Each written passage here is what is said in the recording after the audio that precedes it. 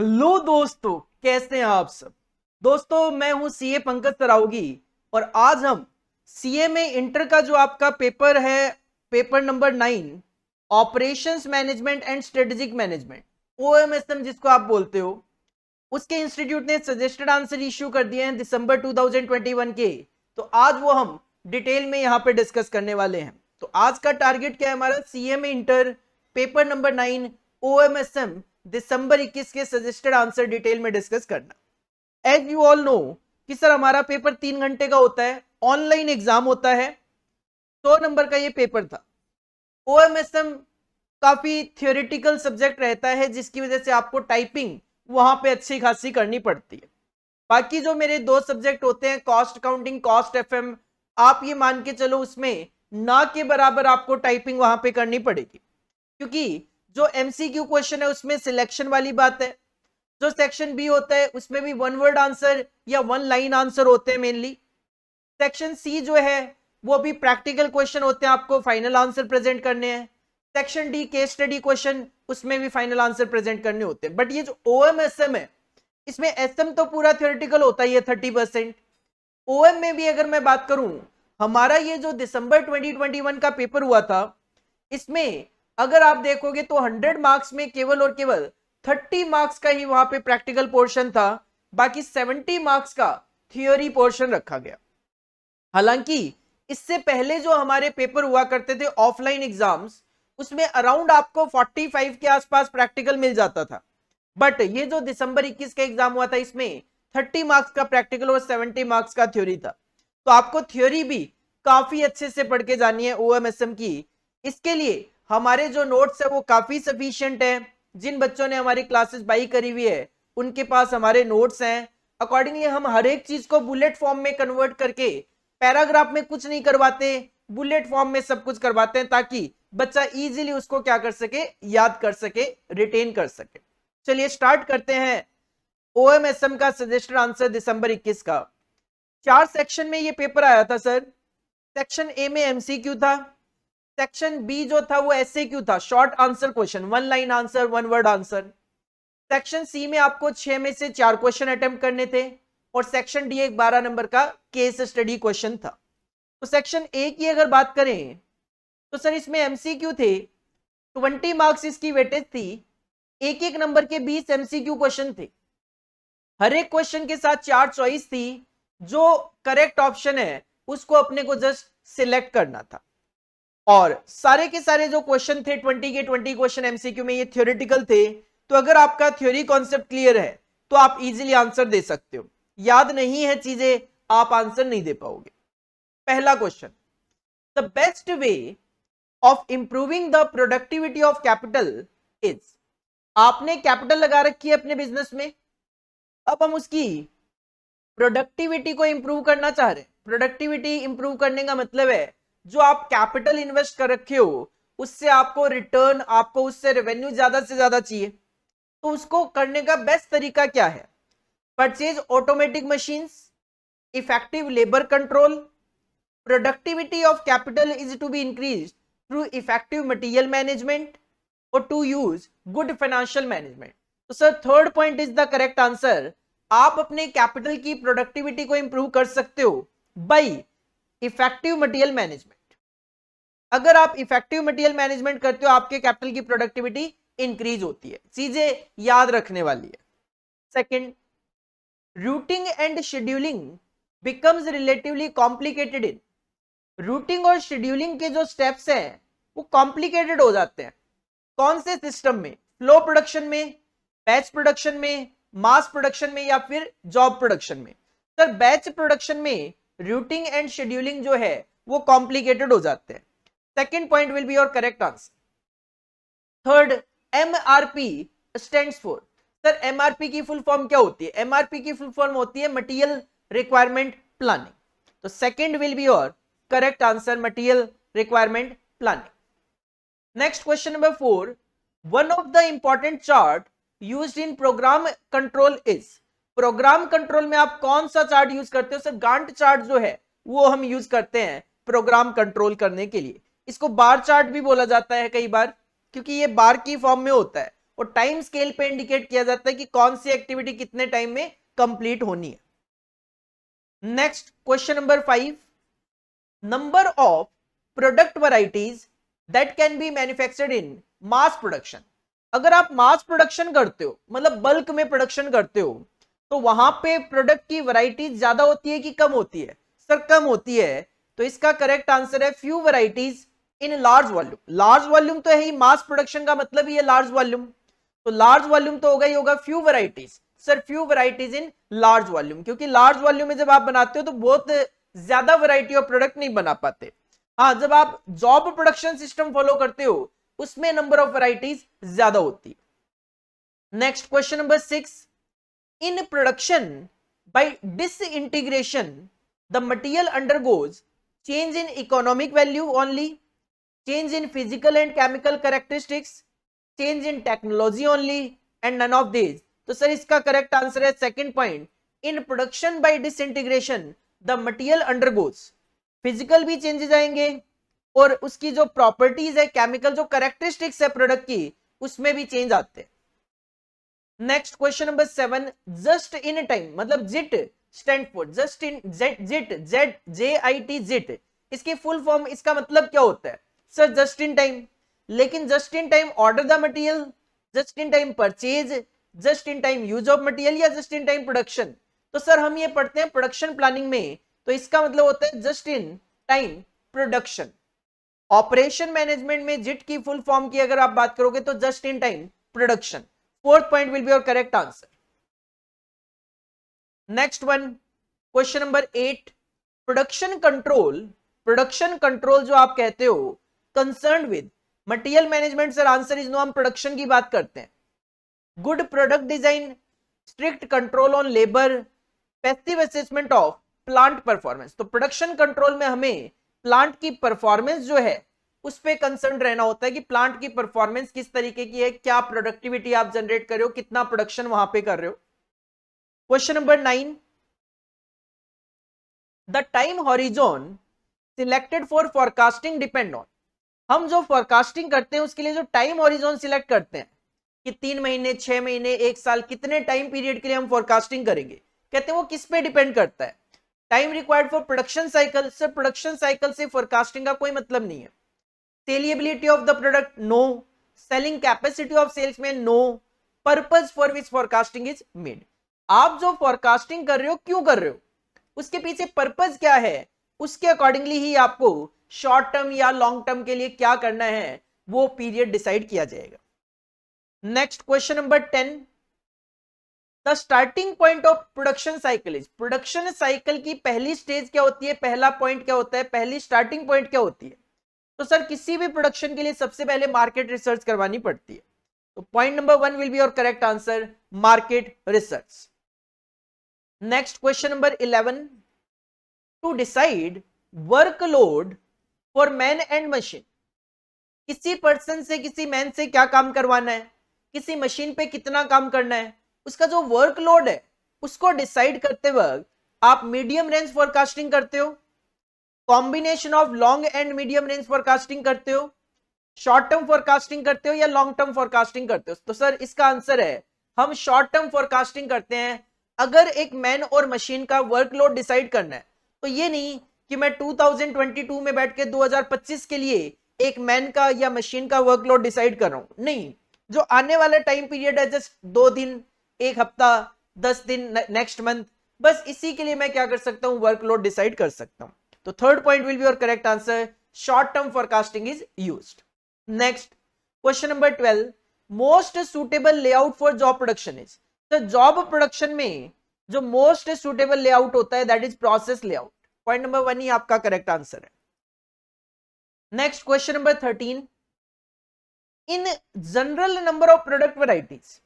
अगर आप कोई जनरल प्रोडक्ट बनाते हो that can be manufactured in flow production, एक फ्लो में प्रोडक्शन करते हो, तो वहां पे नंबर ऑफ प्रोडक्ट वैरायटीज क्या होगी, 5, 10 to 20, 1 ओनली, या लार्ज वैरायटीज? तो सर अगर आप जनरल प्रोडक्ट की बात करते हो जो एक फ्लो में चल रहा है, तो आप एक सिंगल प्रोडक्ट बनाते हो फ्लो प्रोडक्शन में, that is 1 only. Third point will be your correct answer, third point will be your correct answer. Question number 14, most important benefit to the consumer from efficient production system is, कहते हैं अगर हमारी organisation में एक efficient production system है तो उसका consumer को बेनिफिट होता है। तो मोस्ट इंपॉर्टेंट बेनिफिट क्या होता है? He can get the product on credit, he can save money, he will have product of his choice easily available, या फिर he gets increased use value in the product. तो sir इसका answer है point number 4। अगर एक organisation में efficient production system होता है तो वो कस्टमर को क्वालिटेटिव गुड्स रीजनेबल प्राइसेस पर प्रोवाइड करवा पाते हैं। इसका मतलब कस्टमर को प्रोडक्ट की यूज वैल्यू अच्छी मिलती है, तो he gets increased use value of the product. Next question number 15, for a marketing manager the sale forecasting is, एक मार्केटिंग मैनेजर जो है उसके लिए सेल फोरकास्टिंग का मतलब क्या है? सर मार्केटिंग मैनेजर के लिए सेल फोरकास्टिंग का मतलब है मार्केट में क्या माल बिक जाएगा। To plan the sale method, answer is no. Arranging the salesman to different segment of answer market, answer is no. Estimate of the amount of unit sale for a specific future period, sir answer is yes.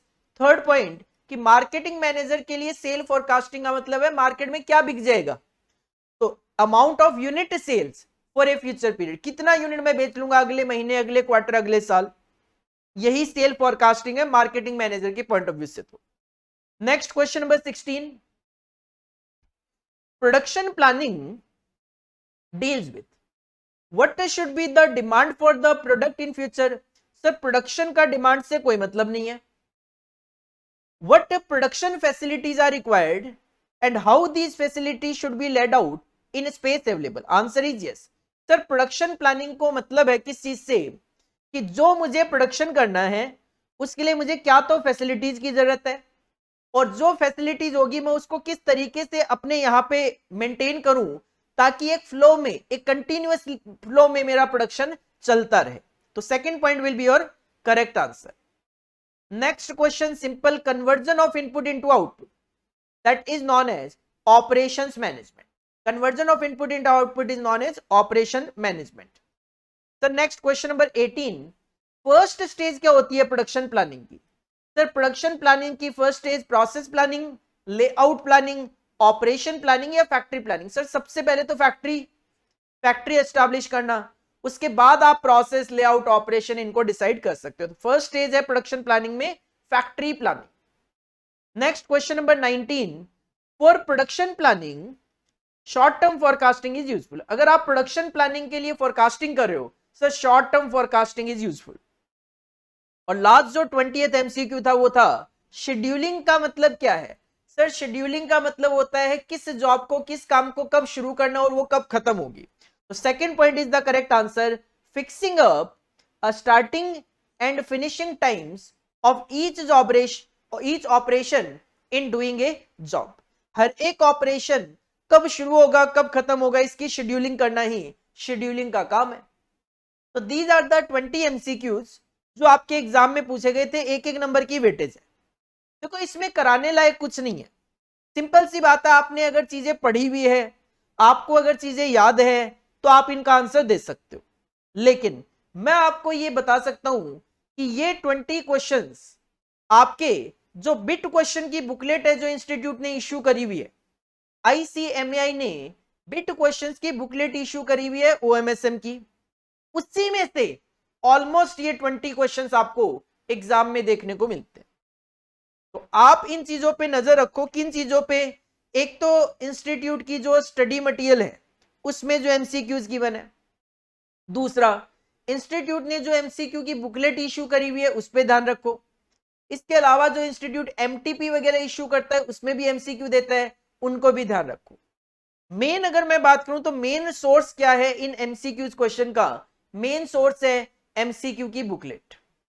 No doubt examiner 2-4 MCQ नए बनाने की कोशिश no doubt करेंगे, but आप ये मान के चलो 20 में से 15 एमसीक्यू आपको आईसीएमआई की बिट क्वेश्चन बुकलेट में से मिल जाएंगे।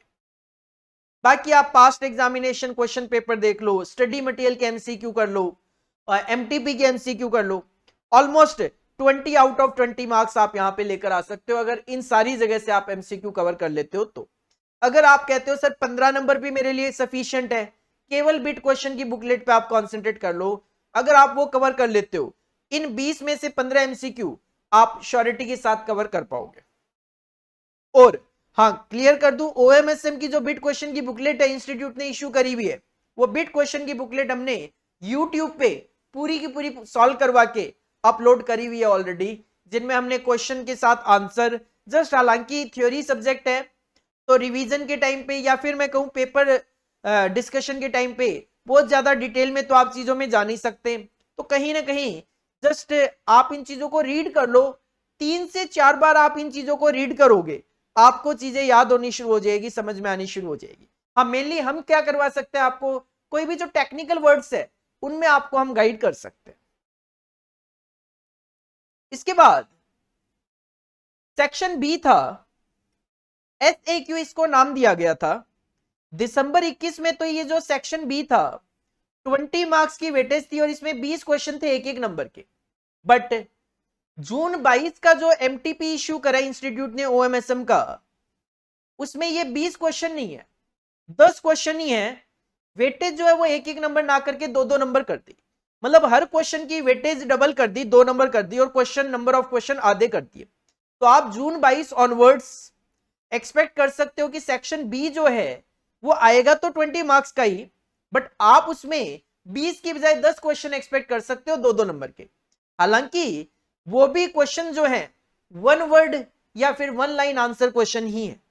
तो बस एग्जामिनर कहीं ना कहीं आपके लिए चीजों को शायद थोड़ा इजी बनाना चाह रहा था, या इंस्टीट्यूट को फील हुआ होगा कि 20 क्वेश्चंस इसमें ज्यादा हैं, तो उन्होंने क्या करा, 10 क्वेश्चंस रखे हैं एमटीपी में फिलहाल, और उम्मीद यही है कि जो एमटीपी का पैटर्न है वही आपको एग्जाम में भी देखने को मिलेगा। तो हम एक्सपेक्ट कर रहे हैं कि जून 22 ऑनवर्ड जो है वो आपको यहाँ पे सेक्शन बी में 10 क्वेश्चन 2-2 नंबर के देखने को मिलेंगे। सेक्शन बी का क्वेश्चन नंबर 1 देखो, 20 क्वेश्चन है। क्वेश्चन नंबर 1, द पीईएसटी की फुल फॉर्म होती है सर इसकी, political, economical, social and technological. Political, economical, social and technological. ये फुल फॉर्म भी आपको पता होनी चाहिए, क्या पता कब एग्जामिनर पूछ ले। यहां पे क्वेश्चन कुछ अलग है, ट्रू फॉल्स है। The PEST analysis looks at the external factors and is primarily used for market research. अब आपको फुल फॉर्म पता है तो आप खुद आइडिया लगा लो, पॉलिटिकल, इकोनॉमिकल, सोशल और टेक्नोलॉजिकल, ये इंटरनल फैक्टर है कि एक्सटर्नल फैक्टर है? सर पॉलिटिकल इंटरनल कैसे हो जाएगा, एक्सटर्नल ही है। तो is this statement correct? Sir answer is yes, बिल्कुल करेक्ट है। तो PEST analysis looks at the external factor and is primarily used for market research के लिए इसको यूज किया जाता है। Second question, what do you mean by bar chart? अभी मैंने ऊपर बोला था, जब क्वेश्चन आया था गांठ चार्ट पे, मैंने बोला था कि गांठ चार्ट को बार चार्ट भी बोला जाता है। क्वेश्चन आया था, one of the important chart used in program control is गांठ चार्ट। सर तो गांठ चार्ट जो होता है इसी को बार चार्ट भी बोला जाता है, क्योंकि ये बार की फॉर्म में इंडिकेट किया जाता है एक टाइम स्केल पे। तो this is also called, bar chart को गांठ चार्ट भी बोलते हैं। This is a graphical representation. अगर आपने चार्ट ही बोल दिया तो ऑफकोर्स ये ग्राफिकल रिप्रेजेंटेशन तो होगी, of a series of activities drawn to a time scale. एक टाइम स्केल पे एक्टिविटी शो की जाती है कि किस एक्टिविटी को करने में कितना कितना टाइम लगेगा, लेकिन ये प्रोग्रेस ऑफ एक्टिविटी शो नहीं करता।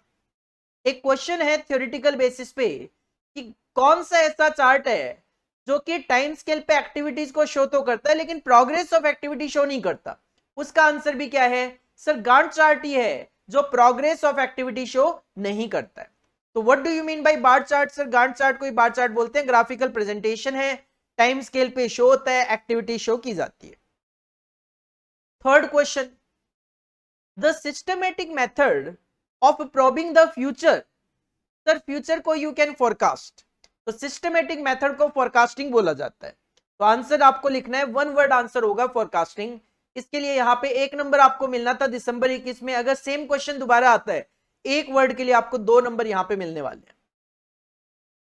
Next question number 4, desired states और आउटकम्स आर ऑब्जेक्टिव। सर बिल्कुल ठीक है, मैं कहता हूं मुझे 5000 स्टूडेंट्स का टारगेट अचीव करना है, वो मेरी क्या है, एक डिजायर्ड स्टेट है, आउटकम है जो मैं चाहता हूं, वो मेरा क्या है, ऑब्जेक्टिव है। Is this correct? Yes sir, this is correct.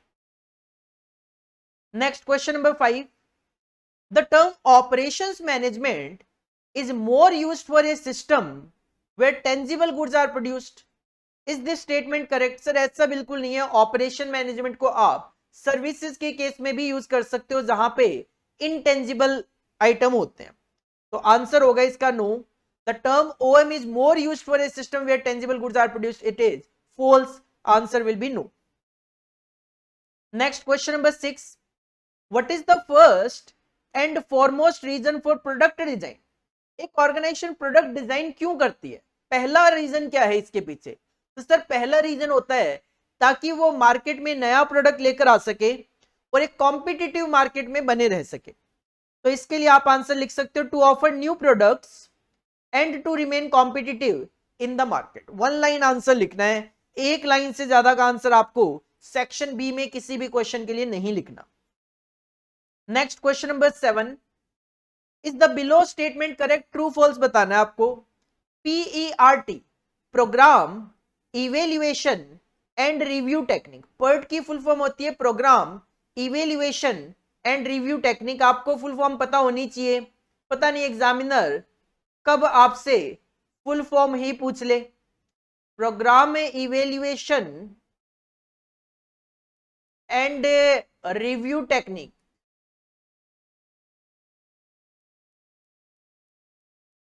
Sir PERT is suitable for non repetitive project, बिल्कुल ठीक है। वाइल CPM की फुल फॉर्म होती है critical path method, critical path method. कहते हैं CPM is design for repetitive project. Sir बिल्कुल correct answer है। जब हम डिफरेंस पढ़ते हैं CPM और PERT में, तो हम उसमें स्पेसिफिकली पढ़ते हैं कि CPM जो है वो जब बार बार किसी तरीके का आप प्रोजेक्ट करते हो, मतलब रेपिटेटिव प्रोजेक्ट होते हैं, उसमें यूज किया जाता है, जबकि PERT नए प्रोजेक्ट में यूज किया जाता है। तो answer is yes, this is the correct statement. Next question number 8, increase in production does not necessarily mean the increase in productivity. Is this the statement correct? Sir yes. देखो production में आप increase कर सकते हो, आपके पास 10 worker है, वो 100 unit बना रहे हैं, तो ठीक है आप 20 वर्कर हायर करके 200 यूनिट बना सकते हो। आपका प्रोडक्शन तो बढ़ गया, लेकिन क्या इससे प्रोडक्टिविटी भी बढ़ गई? सर प्रोडक्टिविटी कहां बढ़ी? 10 वर्कर 100 यूनिट बना रहे थे, मतलब पर वर्कर 10, और 20 अगर 100 बना रहे हैं तो पर वर्कर 10। तो अगर प्रोडक्शन बढ़ता है तो इसका मतलब ये बिल्कुल नहीं है कि प्रोडक्टिविटी भी बढ़ रही हो। Statement is 100% correct. Next question number 9, production strategy plays crucial role in shaping the ultimate success of a firm. Is this correct? Sir yes, this is correct. अगर आप अपने बिजनेस में प्रोडक्शन स्ट्रेटजी बनाते हो, उसके अकॉर्डिंगली प्रोडक्शन करते हो, तो आपको सक्सेस अचीव करने में हेल्प मिलती है, बिल्कुल मिलती है सर, यस।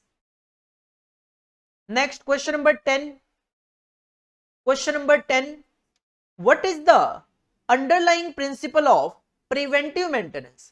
अगर एक ऑर्गेनाइजेशन प्रिवेंटिव मेंटेनेंस करती है तो उसके पीछे क्या प्रिंसिपल वो फॉलो कर रही है? सर सिंपल प्रिंसिपल है, हम अपनी लाइफ में भी इसको यूज करते हैं, prevention is better than cure. Principle follow हो रहा है, prevention is better than cure. Prevention is better than cure का मतलब है मशीन खराब होने से पहले ही उसका मेंटेनेंस करवा लो, ताकि मशीन खराब हो ही ना। Next question number 11, what do you mean bye marketing strategy? Marketing strategy का क्या मतलब है? सर मार्केटिंग स्ट्रेटजी का मतलब है finding out attractive opportunities in market and developing profitable ways to capture the market. Marketing strategy का मतलब है मार्केट में जो अपॉर्चुनिटीज है उनको फाइंड आउट करो और मार्केट को कैप्चर करो प्रॉफिटेबल वेज के थ्रू, मतलब ऐसे तरीके यूज करो, डेवलप करो जिससे आप मार्केट को कैप्चर कर सको, प्रॉफिट भी कमा सको। Next question number 12, which type of capacity plan takes into account workforce size, overtime budgets, inventories, etc. तो sir short term capacity plan होते हैं जिसमें हम वर्कफोर्स का साइज डिसाइड करते हैं, ओवर टाइम बजट्स देखते हैं, इन्वेंट्री स्टॉक वगैरह को कंसीडर करते हैं। तो आंसर होगा इसका one word, short term capacity plan. Next question number 13, production planning and control, production planning and control is essentially concern with the control of work in progress. Sir बिल्कुल, क्योंकि work in process ही तो production process है, और production planning का main purpose क्या है, production process को control करना। Is this correct? Sir answer is yes, this is correct statement. तो आप देख सकते हो सेक्शन बी में मोस्ट ऑफ द क्वेश्चन जो है वो ट्रू फॉल्स है, करेक्ट और फॉल्स लाइक क्वेश्चन है।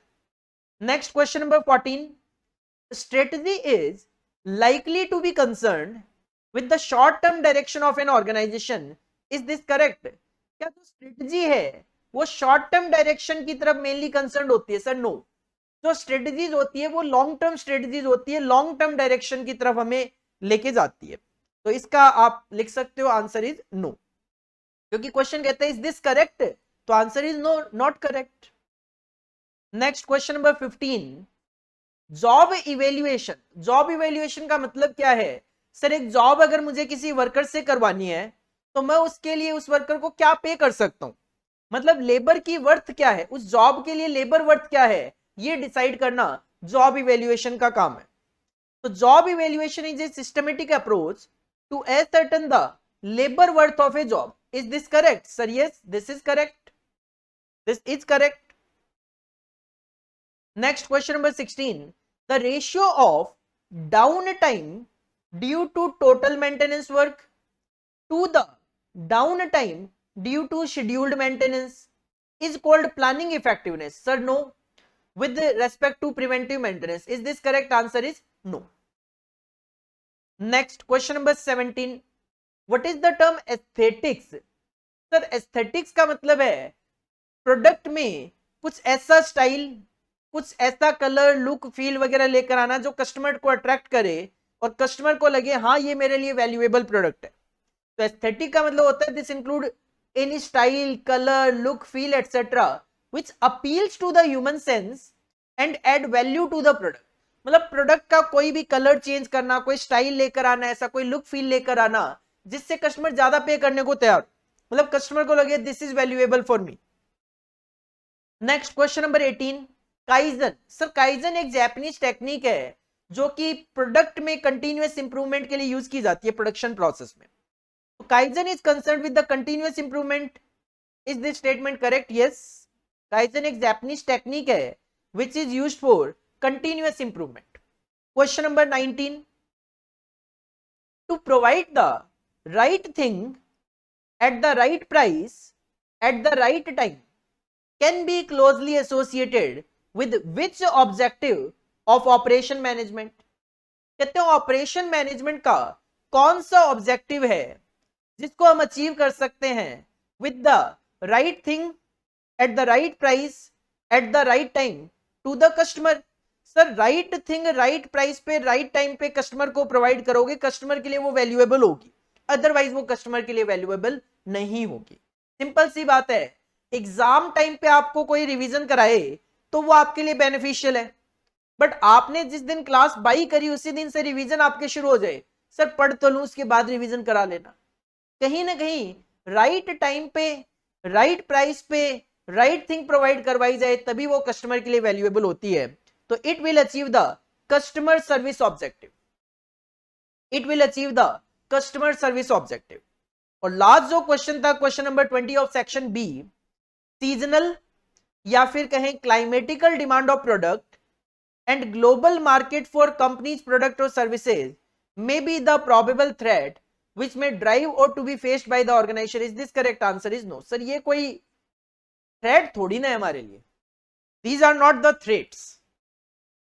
तो ये 20 क्वेश्चंस थे जो कि एक एक नंबर की वेटेज में पूछे गए, और आप इसको अगर ध्यान से देखोगे सर इसमें मोस्ट ऑफ द क्वेश्चन तो ट्रू फॉल्स है, क्योंकि मोस्ट ऑफ द क्वेश्चन में तो क्वेश्चन क्या पूछ रहा है, क्या ये स्टेटमेंट सही है, इसके अलावा काफी सारे क्वेश्चन ऐसे हैं जिसमें आपको वन वर्ड आंसर देने पड़ रहे हैं और कुछ क्वेश्चन ऐसे हैं जिसमें आपको वन लाइन आंसर देने पड़ रहे हैं। मतलब सिंपल है सर, सेक्शन बी जो है उसमें ज्यादा टाइपिंग नहीं करनी, या तो यस नो लिखना है या वन वर्ड आंसर, या ज्यादा से ज्यादा अगर मैं बात करूं तो वन लाइन आंसर। ये जो आप ट्रू फॉल्स वाले क्वेश्चंस देख रहे हो, ये जितने भी आप ट्रू फॉल्स वाले क्वेश्चंस देख रहे हो, ये आप इजीली अटेम्प्ट कर पाओगे। अगेन मैं कहूंगा इंस्टीट्यूट ने जो बिट क्वेश्चन की बुकलेट इश्यू करी हुई है उसके अंदर ट्रू फॉल्स भी है, वो पढ़ लो आप। अगर आप वो पढ़ लेते हो, ये जो ट्रू फॉल्स है इनके आंसर आप इजीली दे पाओगे। जो वन वर्ड क्वेश्चन है इसके अंदर, उन वन वर्ड का आंसर आप दे पाओगे। इंस्टीट्यूट ने, अगेन मैं कहूंगा आईसीएमआई ने जो बिट क्वेश्चन की बुकलेट इश्यू करी है उसके अंदर फिल इन द ब्लैंक्स है, वो फिल इन द ब्लैंक्स आप पढ़ लो। आप ये जो वन वर्ड वाले आंसर है, क्वेश्चंस हैं, इनका आंसर दे पाओ। बाकी जो वन लाइन वाले आंसर हैं, सिंपल मैं कहूंगा आपको डिटेल में थ्योरेटिकल नॉलेज होनी चाहिए, क्योंकि इसके अंदर कोई भी मीनिंग का वर्ड, किसी की भी फुल फॉर्म लाइक इस तरीके से चीजें पूछी जा सकती है। फिर भी मैं कहूंगा अगेन बिट क्वेश्चन की जो बुकलेट है उसको पढ़ के आप इन 20 में से 15 नंबर आराम से लेकर आ सकते हो। मतलब सिंपल मैं ये कहना चाह रहा हूं आपको, जो बिट क्वेश्चन की बुकलेट है वो आपका 30 मार्क्स का पेपर यहां पे कवर कर सकती है। 30 मार्क्स का पेपर जो है वो आपका यहां पे कवर हो सकता है बिट क्वेश्चन की बुकलेट से। तो बिट क्वेश्चन की बुकलेट जो है काफी इंपॉर्टेंट है आपके एग्जाम पॉइंट ऑफ व्यू से, जिसके हमने ऑलरेडी क्लासेस बना के यूट्यूब चैनल पे अपने डाल दिए, आप उसका बेनिफिट ले सकते हो। अगर आपने हमारा चैनल अभी तक सब्सक्राइब नहीं किया है तो सब्सक्राइब कर लीजिए, क्योंकि हम मोस्ट इंपॉर्टेंट कंटेंट जो है आपके एग्जाम से रिलेटेड, आपकी स्टडी से रिलेटेड, वो लेकर आते हैं हमेशा। एमटीपीज हो गई, सजेस्टेड आंसर हो गए, बिट क्वेश्चंस की बुकलेट हो गई, इस तरीके के कंटेंट, रिवीजन सीरीज हो गई, टेस्ट सीरीज हो गई। तो जो भी आपके एग्जाम के लिए हेल्पफुल चीजें होती है वो सारी की सारी हम अपने इस यूट्यूब पे चैनल पे लेकर आते हैं। तो सब्सक्राइब करोगे, आपको 100% बेनिफिट होगा। वीडियो अगर आपको अच्छी लग रही है लाइक जरूर कर दीजिए, क्योंकि आप वीडियो देख लेते हो, लाइक करना भूल जाते हो। तो इस वजह से मैं याद दिला रहा हूं आपको कि अगर आपको वीडियो अच्छी लग रही है तो लाइक करना भूलिए मत, क्योंकि इससे हमारा एक मोटिवेशन बढ़ता है और हम आपके लिए नई नई कंटेंट रिलेटेड वीडियोस जो कि आपके एग्जाम पॉइंट ऑफ व्यू से रेलिवेंट होती है वो लेकर आते हैं। और अगर आप चाहते हो आपके दोस्त भी इसका बेनिफिट लें तो दोस्तों के साथ शेयर जरूर कीजिए। इसके बाद सेक्शन सी था। सेक्शन सी जो है वो पहले जो था वही एमटीपी ऑफ जून 2022 में भी देखने को मिल रहा है। ये दिसंबर 21 का पेपर है जो आपके सामने है।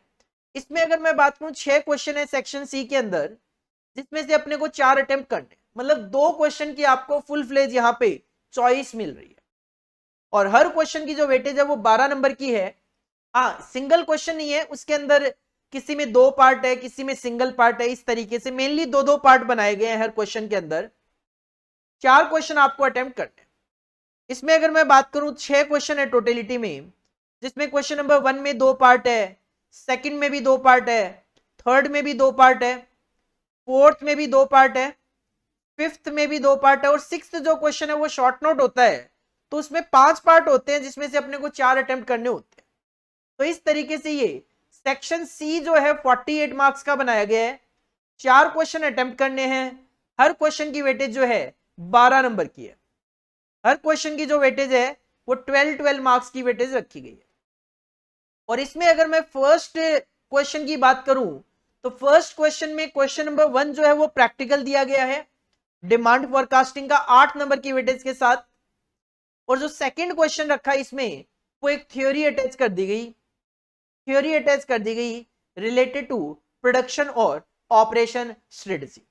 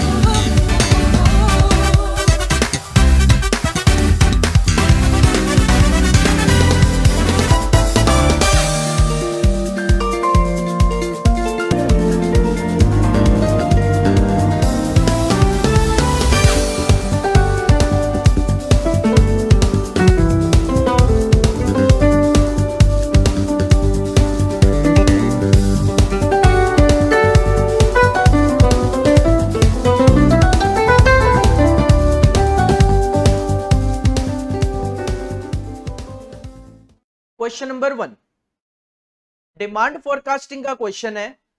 With the help of the following data project the trend of sales for next 7 years. हमारे पास ये जो ट्रेंड गिवन है उसके अकॉर्डिंगली हमें अगले 7 सालों की सेल्स कैलकुलेट करके देनी है। अपने पास यहाँ पे 6 साल का डेटा गिवन है और सेल्स गिवन है।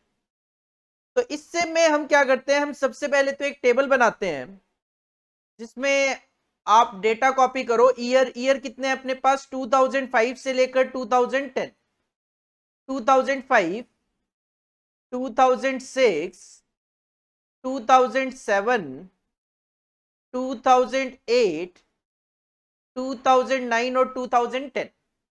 इसके बाद हम क्या कंसीडर करते हैं, इसके बाद हम एक्स से कंसीडर करते हैं। एक्स का मतलब होता है टाइम डेविएशन। देखो अगर ये नंबर ऑफ ईयर्स जो हैं वो अगर ओड होते हैं, ओड मतलब 1, 3, 5, 7 इस तरीके से होते हैं, तो बीच में जो मिडल होता है उसको हम 0 कंसीडर कर लेते हैं। इसमें अगर मैं बात करूं तो ये इवन नंबर ऑफ ईयर्स है, मतलब 6। तो इसका मिडल कहां पे होगा, 3 इधर निकाल दो, 3 इधर निकाल दो, तो मिडल यहां पे कहीं होगा। मिडल यहां पे कहीं होगा। मिडल यहां पे कहीं होने का मतलब ये है कि सर अगर ये मैं 2005 की क्लियरिटी करूं आपको, तो इस 2005 का मतलब होता है at the end of year 2005, eight the end of year 2005। तो ये होता है at the end of year 2006, ये होता है at the end of year 2007, ये होता है at the end of year 2008। अगर ये एट द एंड ऑफ 2007 है, मतलब 31 दिसंबर 2007 हो, और ये अगर 31 दिसंबर 2008 हो, तो इसके बीच में कहीं ना कहीं 30 जून 2008 जो है वो फॉल करता है। इसके बीच में कहीं ना कहीं 30 जून 2008 फॉल करता है, जिसको आप यहाँ पे 0 कह सकते हो, जो अपने को इस स्केल पे दिखाई नहीं दे रहा। अब हम इस तरीके के क्वेश्चन में क्या करते हैं, 6 महीने को 1 एज्यूम करते हैं। इस तरीके के जो क्वेश्चन होता है उसमें 6 महीने के गैप को 1 एज्यूम करते हैं। तो अगर मैं 30 जून 2008 से आगे बढ़ूंगा 31 दिसंबर 2008 पे, तो वो +1 होगा। अगर मैं 2008 से 2009 पे जाऊंगा तो 12 महीने का गैप आ जाएगा, और 6 महीने का मतलब 1 है, तो इसके अंदर 2 ऐड हो जाएगा +3, क्योंकि 6 महीने के लिए 1 तो 12 महीने के लिए 2। सिमिलरली 2009 से 2010 पे पहुंचोगे तो +5। पीछे जाओगे तो 30 जून 2008 से अगर मैं 31 दिसंबर 2007 पहुंचूंगा, मतलब 6 महीने, तो ये बैक में जाते हैं तो -1, फिर ये -3 और ये -5। ये 30 जून 2008 मैंने केवल आपको समझाने के लिए लिखा है, इसको एग्जाम में आपको लिखने की जरूरत नहीं है, इसको हटा दिया मैंने। तो जब आप इसका टोटल करोगे सिग्मा एक्स, तो सर सिग्मा एक्स आ जाएगा अपना 0। इसके बाद हम वाई लिख लेते हैं, वाई का मतलब सेल। 90, 95, 100, 110, 125, 140, इसका टोटल करोगे आपको सिग्मा वाई पता चल जाएगा। कर लो इसका टोटल।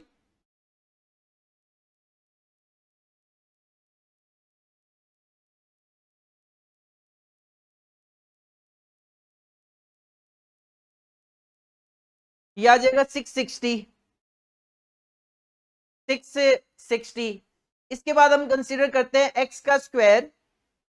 एक्स का स्क्वायर करो जरा 25, 3 का स्क्वायर 9, 1, 1, 9, 25।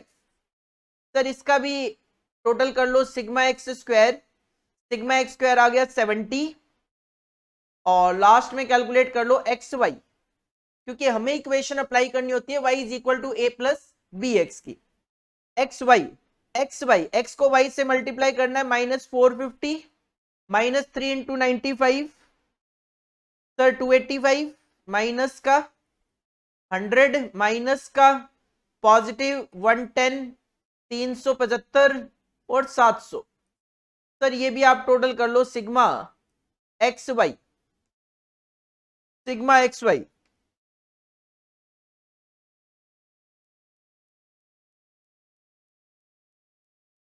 ये आ जाएगा 350। आपको सेल्स कैलकुलेट करने के लिए y is equal to a plus b x की इक्वेशन अप्लाई करनी होती है, जिसमें आपको a और b कैलकुलेट करने पड़ते हैं। सर a यहां पे फॉर्मूले अप्लाई कर लेता हूं, 6 मंथ इज इक्वल टू 1 हटा देता हूं ताकि मेरे को एक बार स्पेस मिल जाए यहां पे। Sir a plus b x होता है, तो a कैलकुलेट करना आपने। सर जो a है उसका फॉर्मूला होता है सिग्मा y अपॉन में n। सिग्मा y हमने कैलकुलेट किया 660, सिग्मा y अपॉन में n, तो 660 डिवाइडेड बाई n, n मतलब number of years, that is 6, तो सर ये आ जाता है 110। जो b होता है उसका फॉर्मूला होता है सिग्मा एक्स वाई अपॉन में sigma x square, sigma x y upon में सिग्मा एक्स स्क्वायर, तो सर ये आ जाएगा 350 डिवाइडेड बाई 70, 5। बस अब आप यहां पे ये जो कैलकुलेशन दिखा रहे हो इसकी इक्वेशन होती है y is equal to a plus b x. Y का मतलब है हम सेल्स कैलकुलेट करना चाह रहे हैं। ए आपने कैलकुलेट कर लिया 110, जैसे ये 145 लाख कैसे आया, ए कितना इसमें 110 प्लस बी है सर 5, और एक्स कैसे कैलकुलेट किया जाएगा। सर अगर 2008 1 है, 2009 3 है, 2010 5 है, दो का गैप चल रहा है, तो नेक्स्ट 2011 जो होगा वो हो जाएगा 7। इसी तरीके से इन सब में ए जो है वो तो 110 लिख दिया जाएगा, 110 प्लस जो बी है वो 5 लिख दिया जाएगा, क्योंकि बी आपने 5 कैलकुलेट किया है, मल्टीप्लाई बाय एक्स जो है, जैसे जैसे एक एक साल बढ़ेगा दो नंबर टाइम डेविएशन 2 बढ़ता जाएगा, तो 7 9 11 13 15 17 और 19। बस इसको सॉल्व करो, ये 145 आ जाएगा, ये 155, 10 लाख रुपए का डिफरेंस आ जाएगा हर एक में। इस तरीके से आप सेल कैलकुलेट कर सकते हो, और क्वेश्चन की वेटेज 8 नंबर की है। अच्छा क्वेश्चन है, वेटेज भी ठीक 8 नंबर की, आपको नो डाउट 10 से 12 मिनट शायद इस क्वेश्चन को करने में लग जाएंगे, जिसके लिए 8 नंबर की वेटेज तो होनी ही चाहिए। और इस LAQ क्वेश्चन नंबर 1 के साथ एक थ्योरी अटैच किया गया 4 नंबर का, जो कहता है state the reasons why production और operation strategy is directly influenced by product design. कहते हैं बताओ प्रोडक्ट डिजाइन की वजह से प्रोडक्शन और ऑपरेशन स्ट्रेटजी डायरेक्टली इन्फ्लुएंस होते हैं, क्या कारण है उसके पीछे। तो सर कारण सिंपल सा ये है कि जब प्रोडक्ट को डिजाइन किया जाता है तो सबसे पहले प्रोडक्ट की कैरेक्टरिस्टिक्स डिसाइड की जाती है कि प्रोडक्ट में क्या क्या होना चाहिए। एक मोबाइल अगर आप डिजाइन करने जा रहे हो उसमें क्या क्या फीचर आप रखने वाले हो, सबसे पहले ये डिसाइड करो। तो as product are design all the detailed characteristics of each product are established, कि इसके अंदर ये होगा। जब आप ये डिसाइड कर लेते हो इसके अंदर क्या क्या फीचर्स होंगे, क्या क्या कैरेक्टरिस्टिक्स होगी, उसके अकॉर्डिंगली आप प्रोडक्शन करोगे। तो each product characteristics directly affect किस चीज को, sir how the product can be made और प्रोड्यूस, प्रोडक्ट कैसे बनेगा, क्योंकि जो फीचर उसमें डालना है उसी के अकॉर्डिंगली तो आप उस प्रोडक्ट को बनाना शुरू करोगे। दैट इज प्रोसेस क्या होगी, टेक्नोलॉजी क्या यूज करेंगे, प्रोसेस का डिजाइन क्या होगा, लेआउट क्या होगा, and how the product is made, product बनेगा कैसे, that determine the design of the production system, कि पहले ये होगा फिर ये होगा फिर ये होगा फिर ये होगा, वो क्या है प्रोडक्शन सिस्टम डिजाइन हो रहा है, प्रोडक्शन डिजाइन हो रहा है, which is the heart of the production and operation strategy. तो सर सिंपल सी बात है, स्टेप्स ध्यान में रखो कि पहले प्रोडक्ट की कैरेक्टरिस्टिक्स डिसाइड होती है, उस कैरेक्टरिस्टिक्स के बेसिस पे प्रोडक्ट बनना कैसे है वो डिसाइड होता है, और वो प्रोडक्ट बनना कैसे है उसके बेसिस पे आपका प्रोडक्शन सिस्टम डिसाइड होता है। तो सिंपल इसका मतलब प्रोडक्ट डिजाइन जो है वो डायरेक्टली इंफ्लुएंस करता है प्रोडक्शन और ऑपरेशन स्ट्रेटेजी को। 4 नंबर का क्वेश्चन है, 3-4 पॉइंट काफी सफिशिएंट है 4 नंबर के लिए, 4 नंबर के लिए 4 पॉइंट सफिशिएंट होते हैं। इसके बाद जो सेकंड लॉन्ग आंसर्ड क्वेश्चन है LAQ है, उसको 2 पार्ट में डिवाइड जरूर किया गया, क्वेश्चन 1 और 2, बट दोनों ही थ्योरी पार्ट रख दिए गए। कहीं ना कहीं ओवर में अच्छा खासा प्रैक्टिकल है, इंस्टीट्यूट को हर क्वेश्चन में एक थ्योरी एक प्रैक्टिकल रखना चाहिए, वो ज्यादा बेटर रहता है बच्चे के पॉइंट ऑफ व्यू से। कम से कम कवरेज तो करो आप, इतने सारे सम्स आपने दे रखे हैं इंस्टीट्यूट की स्टडी मटेरियल के अंदर, कम से कम उनकी कवरेज तो इन एनी केस होनी चाहिए प्रैक्टिकल बेस्ड। पहला क्वेश्चन है इसके अंदर 6 मार्क्स के लिए, explain the various factors to be considered while determining the economic lot size for manufacturing. Sir अगर आपको इकोनॉमिक लॉट साइज का फॉर्मूला भी पता होगा तो भी आप फैक्टर मेंशन कर सकते हो। देखो हमें इकोनॉमिक लॉट साइज का फॉर्मूला पता है, अंडर रूट में 2a एस अपॉन में सी होता है, क्योंकि लॉट साइज के केस में सेटअप कॉस्ट होती है, तो अंडर रूट में 2a एस अपॉन में सी। इसका मतलब इसके अंदर मेनली 3 कंपोनेंट यूज हो रहे हैं। कौन कौन से फैक्टर यूज हो रहे हैं? एक तो एनुअल यूसेज, एनुअल डिमांड, एक एस सेटअप कॉस्ट, और तीसरा सी। तो सर 2 पॉइंट तो इसी से रिलेटेड है, एक तो यूसेज का rate, A is the annual demand, दूसरा मैन्युफैक्चरिंग कॉस्ट जिसमें सेटअप कॉस्ट और कैरिंग कॉस्ट की बात की जाती है, तीसरा पॉइंट ऐड कर दो cost of deterioration and obsolescence. वैसे अगर मैं बात करूं तो डिटेरियोरेशन एंड ऑब्सोलिसेंस जो है these are also the part of carrying cost. तो ये 3 फैक्टर लिखने आपको, सिंपल कहूं तो ए एस और सी जो है उसको आपने थ्योरेटिकली यहां पे लिखना है। सर यूसेज रेट की बात करें तो rate of production of part should match with the rate of usage of these part in the assembly line, कि आपको उतना ही बनाना चाहिए, उसी तरीके से उतने यूसेज के साथ बनाना, उस तरीके से बनाना चाहिए जितना आपका यूसेज है। जो यूसेज का रेट है उसी के हिसाब से आप प्रोडक्शन का रेट रखो, ना ज्यादा बनाओ ना कम। हाँ थोड़ा मार्जिन रख सकते हो कम ज्यादा का, अगर आपको 5000 यूनिट की जरूरत है 5100-5200 बना सकते हो, बट 5000 की बजाय 50,000 क्यों बनाते हो। मैन्युफैक्चरिंग कॉस्ट की बात करें तो हमें पता है कि लॉट साइज ज्यादा होता है तो हमारी सेटअप कॉस्ट कम आती है। Lower will be the cost per unit produce because of distribution of setup cost जो है वो हमारी क्या हो जाती है, कम हो जाती है। लेकिन इस सिचुएशन में कैरिंग कॉस्ट हमारी क्या हो जाती है, बढ़ जाती है। तो एक बैलेंस हम मेंटेन करते हैं इकोनॉमिक के अंदर, और cost of deterioration and obsolescence are the part of carrying cost. Lot size ज्यादा होता है तो सर डिटेरियोरेशन और ऑब्सोलिसेंस होने के चांसेस भी ज्यादा होते हैं। तो बस ये 3 फैक्टर्स हैं जो आपने इस 6 नंबर के लिए यहां पे मेंशन करने। 2 नंबर का एक पॉइंट है तो आपको थोड़ा सा खुल के लिख देना चाहिए, मतलब हर पॉइंट में 2 लाइन 3 लाइन जो आपके पास है 2-2 लाइन कम से कम मेंशन कर देनी चाहिए।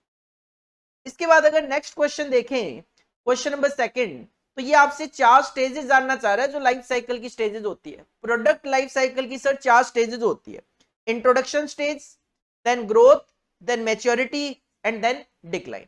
इंट्रोडक्शन स्टार्टिंग इनिशियल फेज होती है, ग्रोथ में आपकी सेल तेजी से बढ़ती है, मैच्योरिटी में आपके प्रॉफिट कम होने शुरू हो जाते हैं, और डिक्लाइनिंग में तो ऑलमोस्ट प्रोडक्ट खत्म। सर इसको पैराग्राफ फॉर्मेट में इस तरीके से लिखा गया, बट मैं आपको सजेस्ट करूंगा इसी चीज को आप पैराग्राफ में मत लिखो, आप इसी चीज को पॉइंट्स में लिख दो, आपको भी चीजें बेटर तरीके से अंडरस्टैंड होगी, एग्जामिनर को भी चेक करने में काफी ज्यादा आसानी होती है। पढ़ देता हूं, एक बार रीड कर देता हूं। The introduction stage is preceded by production planning and development. पहले प्रोडक्शन प्लानिंग होती है, डेवलपमेंट होती है, उसके बाद इंट्रोडक्शन स्टेज आपकी शुरू होती है। This period requires greater investment. इसमें आपको इन्वेस्टमेंट ज्यादा करने पड़ते हैं क्योंकि इनिशियल स्टार्टिंग फेज होती है, इक्विपमेंट वगैरह में पैसा लगाना पड़ता है। This investment should be gradually रिक्यूब्ड। रिक्यूब्ड का मतलब रिकवरी होना, एज द सेल्स पिकअप। जैसे जैसे आपकी सेल पिकअप करेगी वैसे वैसे आप अपना इन्वेस्टमेंट रिकवर कर लोगे। The concept of life cycle would give the management an idea as to the time within which the original investment could be recouped. Life cycle से आपको एक आइडिया लग जाएगा कि कितने टाइम पीरियड में अपना पैसा रिकवर कर लेंगे। जैसे प्रैक्टिकली हम फाइनेंशियल मैनेजमेंट के अंदर पढ़ते हैं पे बैक पीरियड, वो पे बैक पीरियड आपको क्या बताता है, सर कितने टाइम पीरियड में पैसा रिकवर हो जाएगा। तो बस उसी की बात यहां पे चल रही है theoretically. After testing a product enter the introduction stage. Testing वगैरह कंप्लीट होने के बाद ही इंट्रोडक्शन स्टेज स्टार्ट होती है, and the product will then become available in the national market. Sales would begin gradually as potential buyers learn of the product through advertising and other selling techniques. Starting में आपको advertisement वगैरह ज्यादा करने पड़ते हैं ताकि जब एक अवेयरनेस बढ़ जाएगी मार्केट में कि आपका प्रोडक्ट लॉन्च हो चुका है तो जो भी पोटेंशियल बायर है उसको बाई करेंगे। But the profit will be low as part of the investment is to be recouped besides heavy expenditure on selling. लेकिन स्टार्टिंग में इंट्रोडक्शन स्टेज में आपको प्रॉफिट कम ही होते हैं क्योंकि आपने इन्वेस्टमेंट ज्यादा करा हुआ है। धीरे धीरे आप अभी क्या करने की कोशिश कर रहे हो, अपने खर्चों को रिकवर करने की कोशिश कर रहे हो। देन जो सेकंड स्टेज आती है ग्रोथ स्टेज, उसमें सेल अचानक से बढ़ जाती है In the growth stage, both sales and profits will begin to increase. It is here that similar other new product begin to appear in the market. जब हम ग्रो कर रहे होते हैं तो जो कॉम्पिटिटर है वो भी इसी सेम तरीके का प्रोडक्ट मार्केट में लेकर आ जाते हैं, तो ऑर्गेनाइजेशन अपनी स्ट्रेटजी को चेंज कर देता है. तो it is here that similar other new product begin to appear in the market as substitute and offer competition start हो जाता है. तो मैनेजमेंट क्या करता है, the management therefore should try to change its approach by changing its strategy from buy my product to try my product. एक fill in the blanks MCQ में काफी फेमस क्वेश्चन है कि वो कौन सी स्टेज है जहां पे एक ऑर्गेनाइजेशन अपनी स्ट्रेटजी को बाई माई प्रोडक्ट से ट्राई माई प्रोडक्ट पे मूव ऑन कर देती है.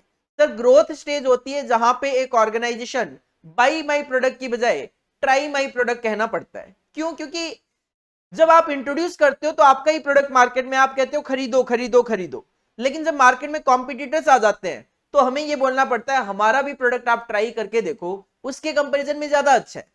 तो ऑर्गेनाइजेशन को अपनी स्ट्रेटजी बाई माई प्रोडक्ट से ट्राई माई प्रोडक्ट पे स्विच ओवर करनी पड़ती है.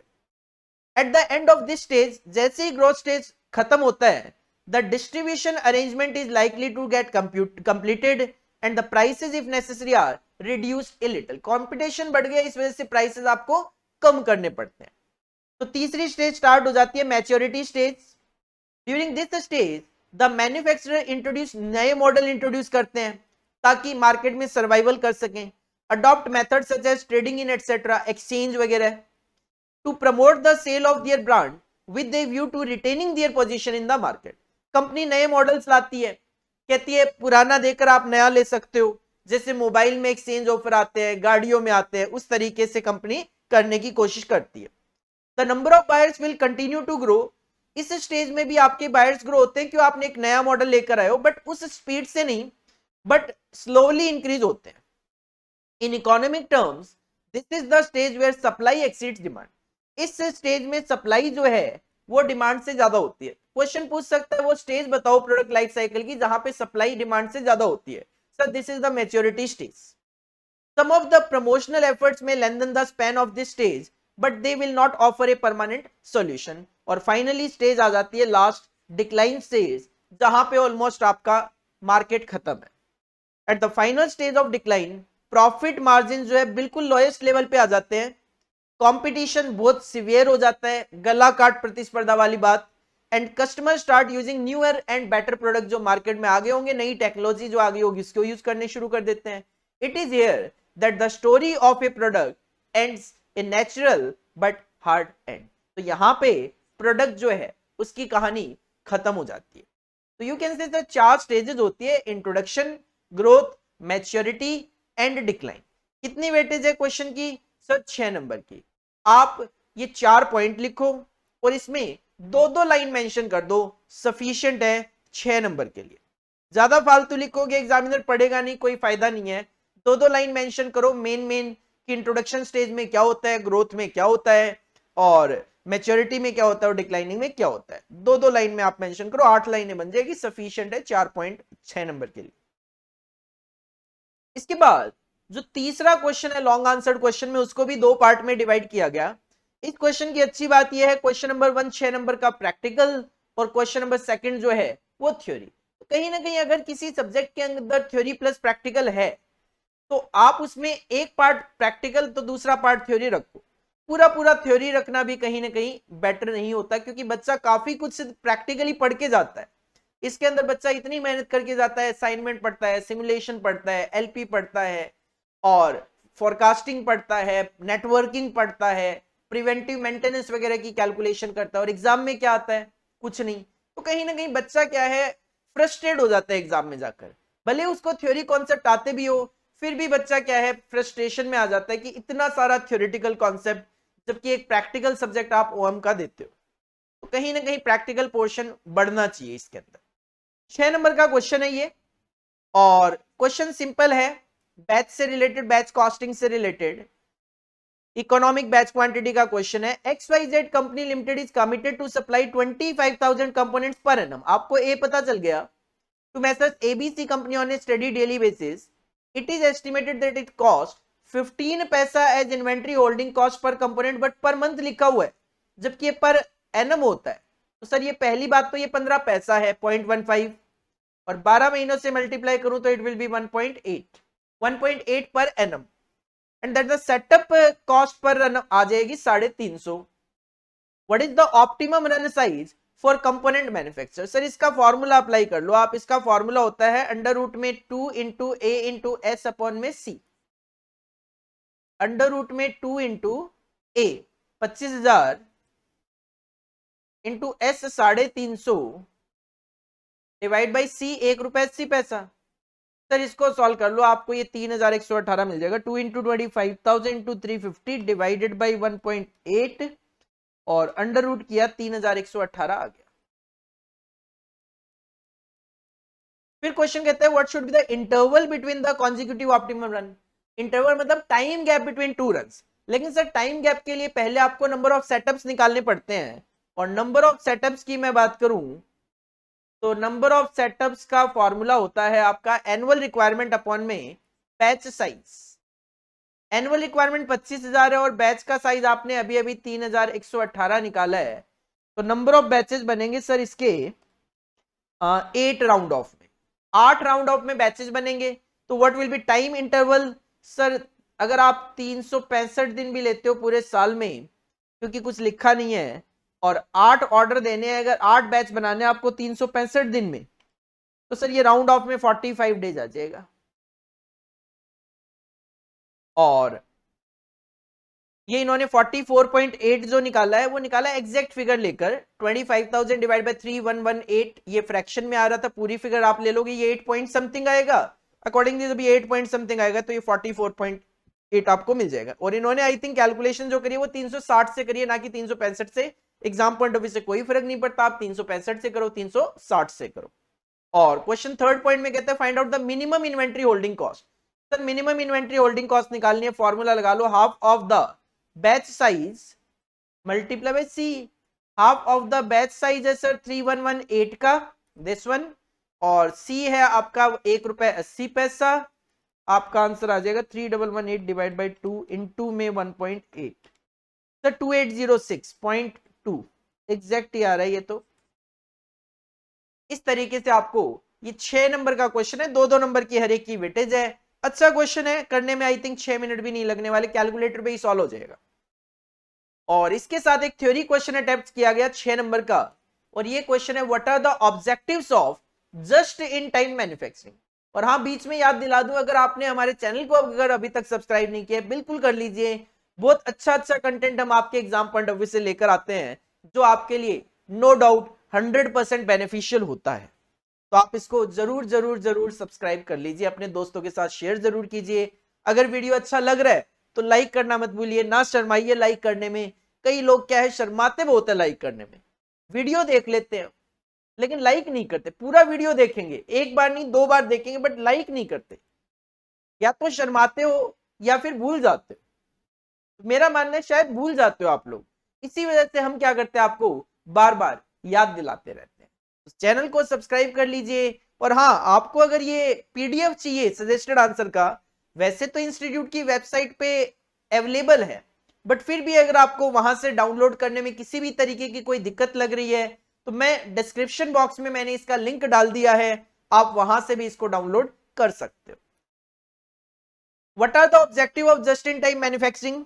इसके जस्ट बाद ये जैसे ही सजेस्टेड आंसर्स हमारे खत्म हो जाएंगे जो भी हम अपलोड करें, उसके बाद रिवीजन सीरीज वापस स्टार्ट होने वाली है। रिवीजन में ऑलरेडी मैंने कॉस्ट अकाउंटिंग के काफी सारे चैप्टर अपलोड कर दिए थे। स्टैंडर्ड कॉस्टिंग हो गया, बजट भी अपलोड कर दिया था, सर्विस कॉस्टिंग भी करवा दिया था आपको, और जॉइंट प्रोडक्ट बाई प्रोडक्ट करवा दिया था। काफी सारे चैप्टर मैं ऑलरेडी करवा चुका हूं रिवीजन में, बट और भी टॉपिक्स आने वाले हैं, cost accounting, cost FM, OMSM, final में एससीएम डीएम से रिलेटेड। इसके बाद हम रिवीजन पे वापस आने वाले हैं।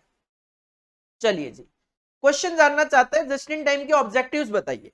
सर जस्ट इन टाइम के ऑब्जेक्टिव्स की बात करें, जस्ट इन टाइम का मतलब होता है जस्ट इन टाइम प्रोडक्शन या जस्ट इन टाइम मैन्युफैक्चरिंग आप कह सकते हो। देखो जस्ट इन टाइम का मेन जो पर्पज होता है वो होता है राइट टाइम पे राइट थिंग प्रोवाइड कराना एट द राइट टाइम।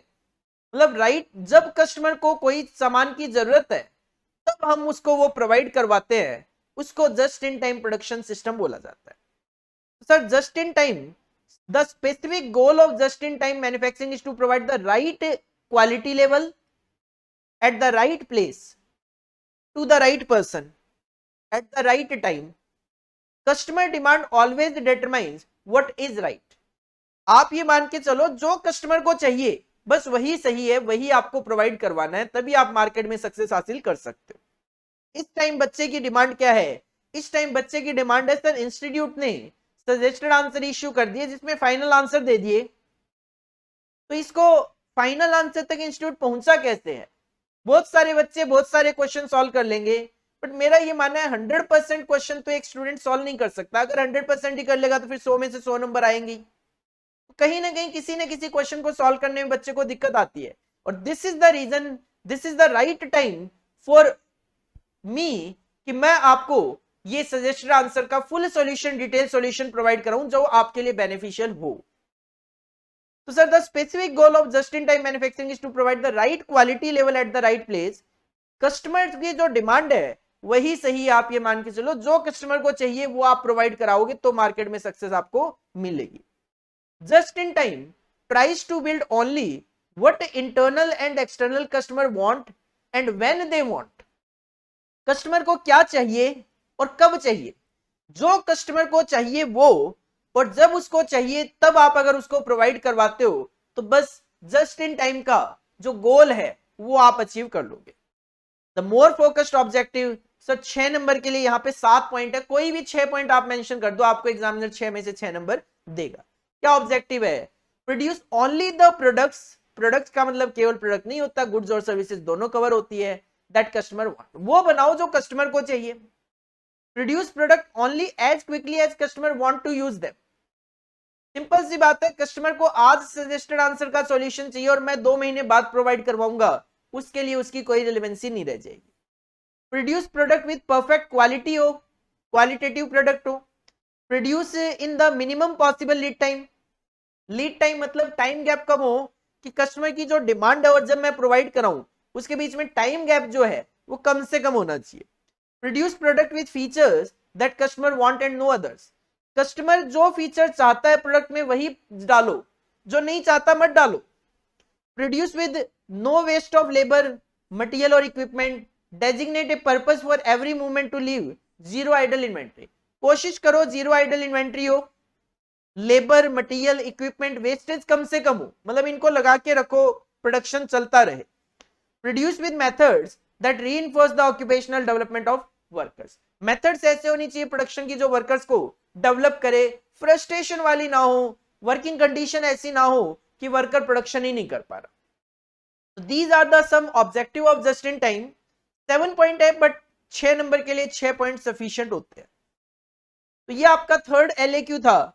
अच्छी बात मुझे ये लगी कि इसमें एक प्रैक्टिकल और एक थ्योरी इसमें देखने को मिला, बट पूरे पेपर में प्रैक्टिकल पोर्शन काफी कम रखा है जो कि इंक्रीज होना चाहिए। कम से कम ये जो सेक्शन सी है इसमें तो हर क्वेश्चन में एक प्रैक्टिकल और एक थ्योरी आपको अटैच करना चाहिए। और सेक्शन डी जो है उसमें भी कहीं ना कहीं मुझे ये कमी लग रही है कि सेक्शन डी जो है वो एक थ्योरी, पूरा का पूरा ओएम का एक थ्योरी अटैच कर दिया। तो सेक्शन डी को भी 2 पार्ट में डिवाइड किया जा सकता है यहाँ पे, जिसमें एक पार्ट ओएम का रखा जाए और एक पार्ट एसएम का रखा जाए। 70-30 है तो 12 नंबर का अगर क्वेश्चन है तो उसके अकॉर्डिंगली बाइफिकेशन पॉसिबल है, किया जा सकता है, थोड़ा बहुत आगे पीछे भी हो चल सकता है।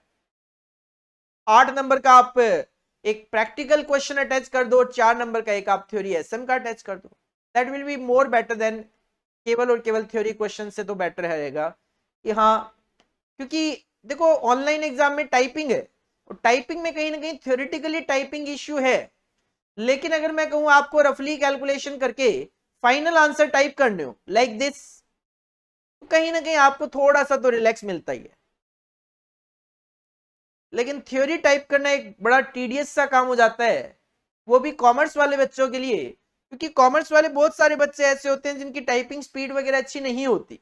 तो वहां पे अगर प्रैक्टिकल क्वेश्चंस हो तो ठीक है, बच्चा थोड़ा धीरे धीरे भी टाइप करे, क्योंकि रफली वो ऑलरेडी कैलकुलेशन कर चुका है, फाइनल आंसर उसको लिखना है economic batch size equal to 3118 unit, लिख लेगा। लेकिन एक 6 नंबर के क्वेश्चन में उसको ढेर सारा आप टाइप करवा रहे हो, कम से कम 12 से 15 लाइनें, कहीं ना कहीं वो बच्चे के लिए टीडीएस है। इसके बाद जो नेक्स्ट क्वेश्चन है फोर्थ एलएक्यू, इसकी भी अच्छी बात यह है सर इसके अंदर फिर से मुझे एक प्रैक्टिकल क्वेश्चन दिखाई दे रहा है 8 नंबर का। बहुत अच्छी बात है, 8 नंबर के साथ 4 नंबर का थ्योरी चलता है। सर 8 नंबर का एक प्रैक्टिकल क्वेश्चन हम कर रहे हैं, 10-12 मिनट में कर लेंगे आराम से। और 4 नंबर का जो थ्योरी क्वेश्चन है उसमें अगर हमें 4 पॉइंट टाइप भी करने पड़ गए सर कर लेंगे, 6-7 मिनट में कर ही लेंगे, अगर हमारी टाइपिंग स्पीड कम है तो भी। तो ये वाला पैटर्न जो है ज्यादा बेटर है, 1 प्रैक्टिकल एंड 1 थ्योरी। नेक्स्ट जो 4 LAQ है उसमें अगर हम देखें तो क्वेश्चन नंबर 1 8 नंबर का प्रैक्टिकल क्वेश्चन और क्वेश्चन नंबर 2 4 नंबर का एक थ्योरी क्वेश्चन। अगर क्वेश्चन नंबर 1 की हम बात करें तो क्वेश्चन नंबर 1 में आपसे वैल्यू ऑफ टी पूछा गया, टी मतलब इलेप्स्ड टाइम। यहां पे क्या है, आपके पास 6 जॉब्स गिवन है और जो कि 2 मशीनों पे कंप्लीट होनी है। कहते हैं in a factory there are 6 job to perform, 6 job हमें परफॉर्म करनी है, each of which should go through 2 machines A and B. पहले मशीन ए पे काम होगा फिर मशीन बी पे काम होगा, in the order A B. The processing timings in hours for the jobs are given here. यहां पे ये जो गिवन है, ये जो फिगर्स गिवन है, ये गिवन है यहाँ पे नंबर ऑफ आवर्स, कि जॉब 1 को मशीन ए को करने में 6 घंटे लगेंगे, फिर मशीन बी पे इसके लिए 4 घंटे लगेंगे। सिमिलरली जॉब 2 को करने के लिए मशीन ए के 5 घंटे, मशीन बी के 2 घंटे। इसी तरीके से सारे आवर्स गिवन है, प्रोसेसिंग टाइम गिवन है। You are required to determine the sequence for performing the jobs. हमें बताना है sequence that would minimise the total elapsed time, ताकि जो इलेप्स्ड टाइम है वो कम से कम लगे। And what is the value of T, T is nothing, elapsed time को ही टी बोला जाता है। तो सर इसके लिए सीधी सी प्रोसीजर ये होती है कि ये जो आपके पास पूरी की पूरी मैट्रिक्स बनी हुई है, टेबल बनी हुई है, इसमें सबसे लोएस्ट टाइम देखो कहां पे है। अगर वो लोएस्ट टाइम ए में आता है तो वो सबसे पहले आएगा सीक्वेंस के अंदर। अगर वो मशीन बी का है तो वो सबसे लास्ट में आएगा सीक्वेंस के अंदर। जैसे कि यहां पे अगर आप देखोगे तो सबसे लोएस्ट 1 है जो कि जॉब 4 में दिख रहा है और मशीन ए में है।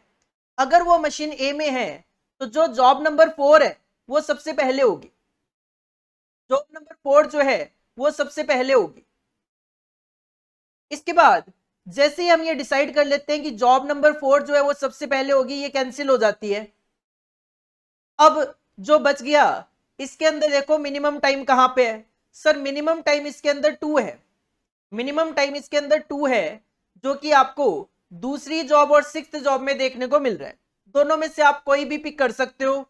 अगर मैं लास्ट जॉब भी पिक कर लेता हूं 6th, मशीन बी में है तो सर 6th जॉब जो है वो बिल्कुल लास्ट में होगी। इसके बाद ये 6th जॉब भी कैंसिल हो जाती है। फिर मैं देखूंगा तो फिर से 2 ही दिखाई देगा मेरे को, तो ये भी मशीन बी में है, सेकंड जॉब है, तो सर ये जो है ये यहां पे रखी जाएगी।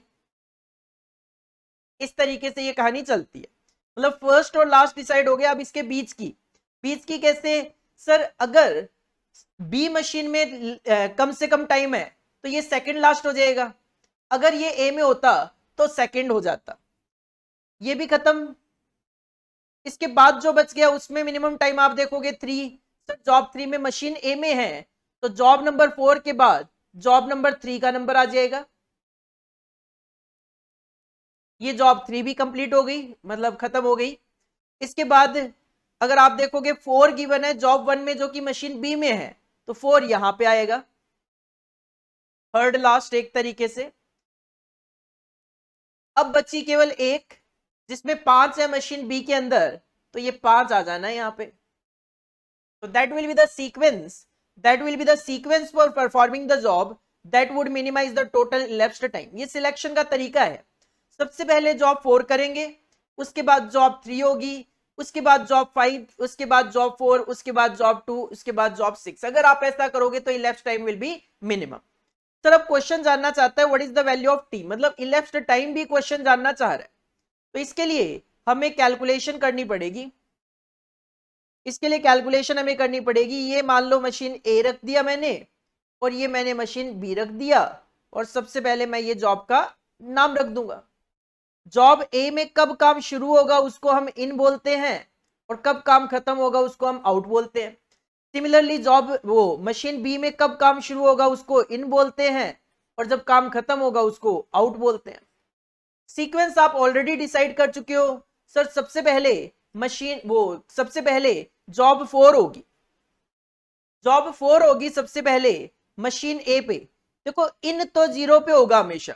जब भी आप किसी भी जॉब को स्टार्टिंग से शुरू करते हो तो उसमें हमेशा स्टार्टिंग तो 0 आवर से होगी। अब जॉब 4 जो है उसको करने में मशीन ए में कितना टाइम लगता है सर? 1 घंटा, तो आउट हो जाएगा ये 1 घंटे में। 4 के बाद जॉब 3 का नंबर आएगा जो कि 1 पे स्टार्ट होगी, क्योंकि ये 1 पे आउट होगी तो दूसरी जॉब 1 पे स्टार्ट होगी, और तीसरी जॉब को करने में 3 घंटे लगेंगे, तो 1 + 3 4 पे ये आउट होगा। जॉब 3 के बाद नंबर आएगा जॉब 5 का। 5 4 2 6 है, सीक्वेंस लिख देता हूं। 5 अच्छा 4 2 बार अलॉट कैसे होगी? जॉब नंबर 4 जो है वो 2 बार कैसे अलॉट हो सकती है? यहां मैंने कुछ गलत लिखा है। This is the job number 1। ये मैंने 4 आवर्स थे, गलती से 4 लिख दी। ये जॉब नंबर 1 है, ये जॉब नंबर 1 है। 5 1 2 6 5 1 2 6, कोई भी जॉब 2 बार हो ही नहीं सकती। 4 पे ये आउट होगा तो यहाँ पे 5th जॉब जो है वो 4 पे इन होगी, जिसको करने में 9 घंटे लगेंगे, तो ये 13 पे आउट होगी। देन नेक्स्ट जॉब 13 पे स्टार्ट होगी, जॉब नंबर 1, और मशीन ए का इस पे टाइम लगेगा 6 घंटे, तो सर 13 + 6 19। नेक्स्ट जॉब 19 पे स्टार्ट होगी, सेकंड जॉब है 5, तो सर 19 + 25 24, और लास्ट जॉब आपकी यहाँ पे मशीन ए पे 24 पे स्टार्ट होगी, 7 आवर्स लगेंगे, तो 31 पे ये खत्म होगी। इसके बाद आप आओगे मशीन बी पे। देखो जब ए का काम हो जाएगा उसके बाद ही मशीन बी का काम हो सकता है, क्योंकि in the order A B होता है। तो अगर जॉब नंबर 4 ए पे 1 घंटे के बाद खत्म होगी तो बी का काम आप 1 घंटे के बाद शुरू कर पाओगे, इन होगा 1 पे। अब देख लो 4th जॉब में बी मशीन का कितना टाइम लगता है? 6 घंटे, तो यहाँ पे ये 7 पे आउट होगा। यहाँ पे ये 4 पे आउट हो चुका है, लेकिन यहाँ पे 7 पे, तो काम तो 7 पे स्टार्ट होगा। 4 और 7 विचएवर इज आफ्टर, तो सिंपल सी बात है 7 पे आप काम शुरू कर पाओगे 3rd जॉब पे। और 3rd जॉब में मशीन बी के 8 घंटे लगेंगे, तो 15। नेक्स्ट सर यहाँ पे तो 13 पे आउट हो गया, बट यहाँ पे 15 पे होगा, तो नेक्स्ट जॉब 15 पे ही स्टार्ट हो पाएगी। 5th जॉब टाइम कितना लगेगा बी का? 5 घंटे, तो सर 20 पे। अब यहाँ पे तो 19 आउट हो गई, बट यहाँ पे 20 पे आउट होगी, तो 20 से काम स्टार्ट होगा। जॉब 1 मशीन बी के आवर्स 4, सर 24, यहां पे भी 24, यहां पे भी 24 पे आउट होगा। सेकंड जॉब मशीन बी का टाइम सर 2 घंटे, 26 26। अब ध्यान देना, बी ने ये काम 26 घंटे में करके दे दिया, लेकिन ए 31 घंटे के बाद करके देगा, तो 26 पे काम शुरू नहीं कर सकता बी, क्योंकि जब तक ये ए का काम पूरा नहीं होगा तब तक बी काम कंप्लीट ही नहीं कर सकता। तो यहाँ पे ये 31 आएगा। और 6th जॉब में मशीन बी का टाइम कितना लगना है? 2, तो सर इट विल बी 33। बस ये जो लास्ट टाइम है यही आपका इलेप्स्ड टाइम कहलाता है, वैल्यू ऑफ टी कहलाती है। तो सर इसका आंसर 33 आवर्स होगा। तो वैल्यू ऑफ टी आप इस तरीके से कैलकुलेट कर सकते हो।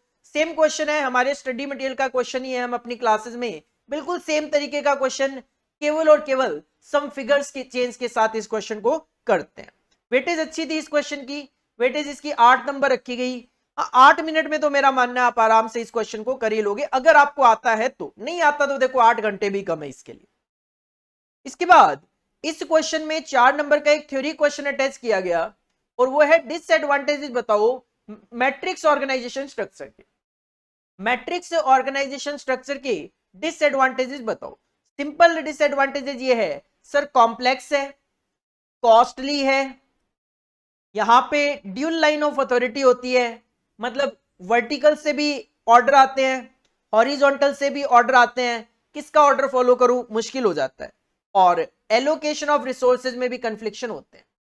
तो सिंपल 4 डिसएडवांटेजेस सर, कॉम्प्लेक्स है, कॉस्टली है, ड्यूल लाइन ऑफ अथॉरिटी है और कॉन्फ्लिक्ट अराइज होते हैं in the allocation of resources. 4 number की वेटेज है, 4 पॉइंट आपने मेंशन कर देने। इसके बाद 5th LAQ पे जाए, 5 लॉन्ग आंसर्ड क्वेश्चन। तो इसको भी अगर आप ध्यान से देखोगे तो क्वेश्चन नंबर 1 8 नंबर का एक प्रैक्टिकल क्वेश्चन, और उसके साथ मैं बात करूं तो 4 नंबर का एक क्वेश्चन है।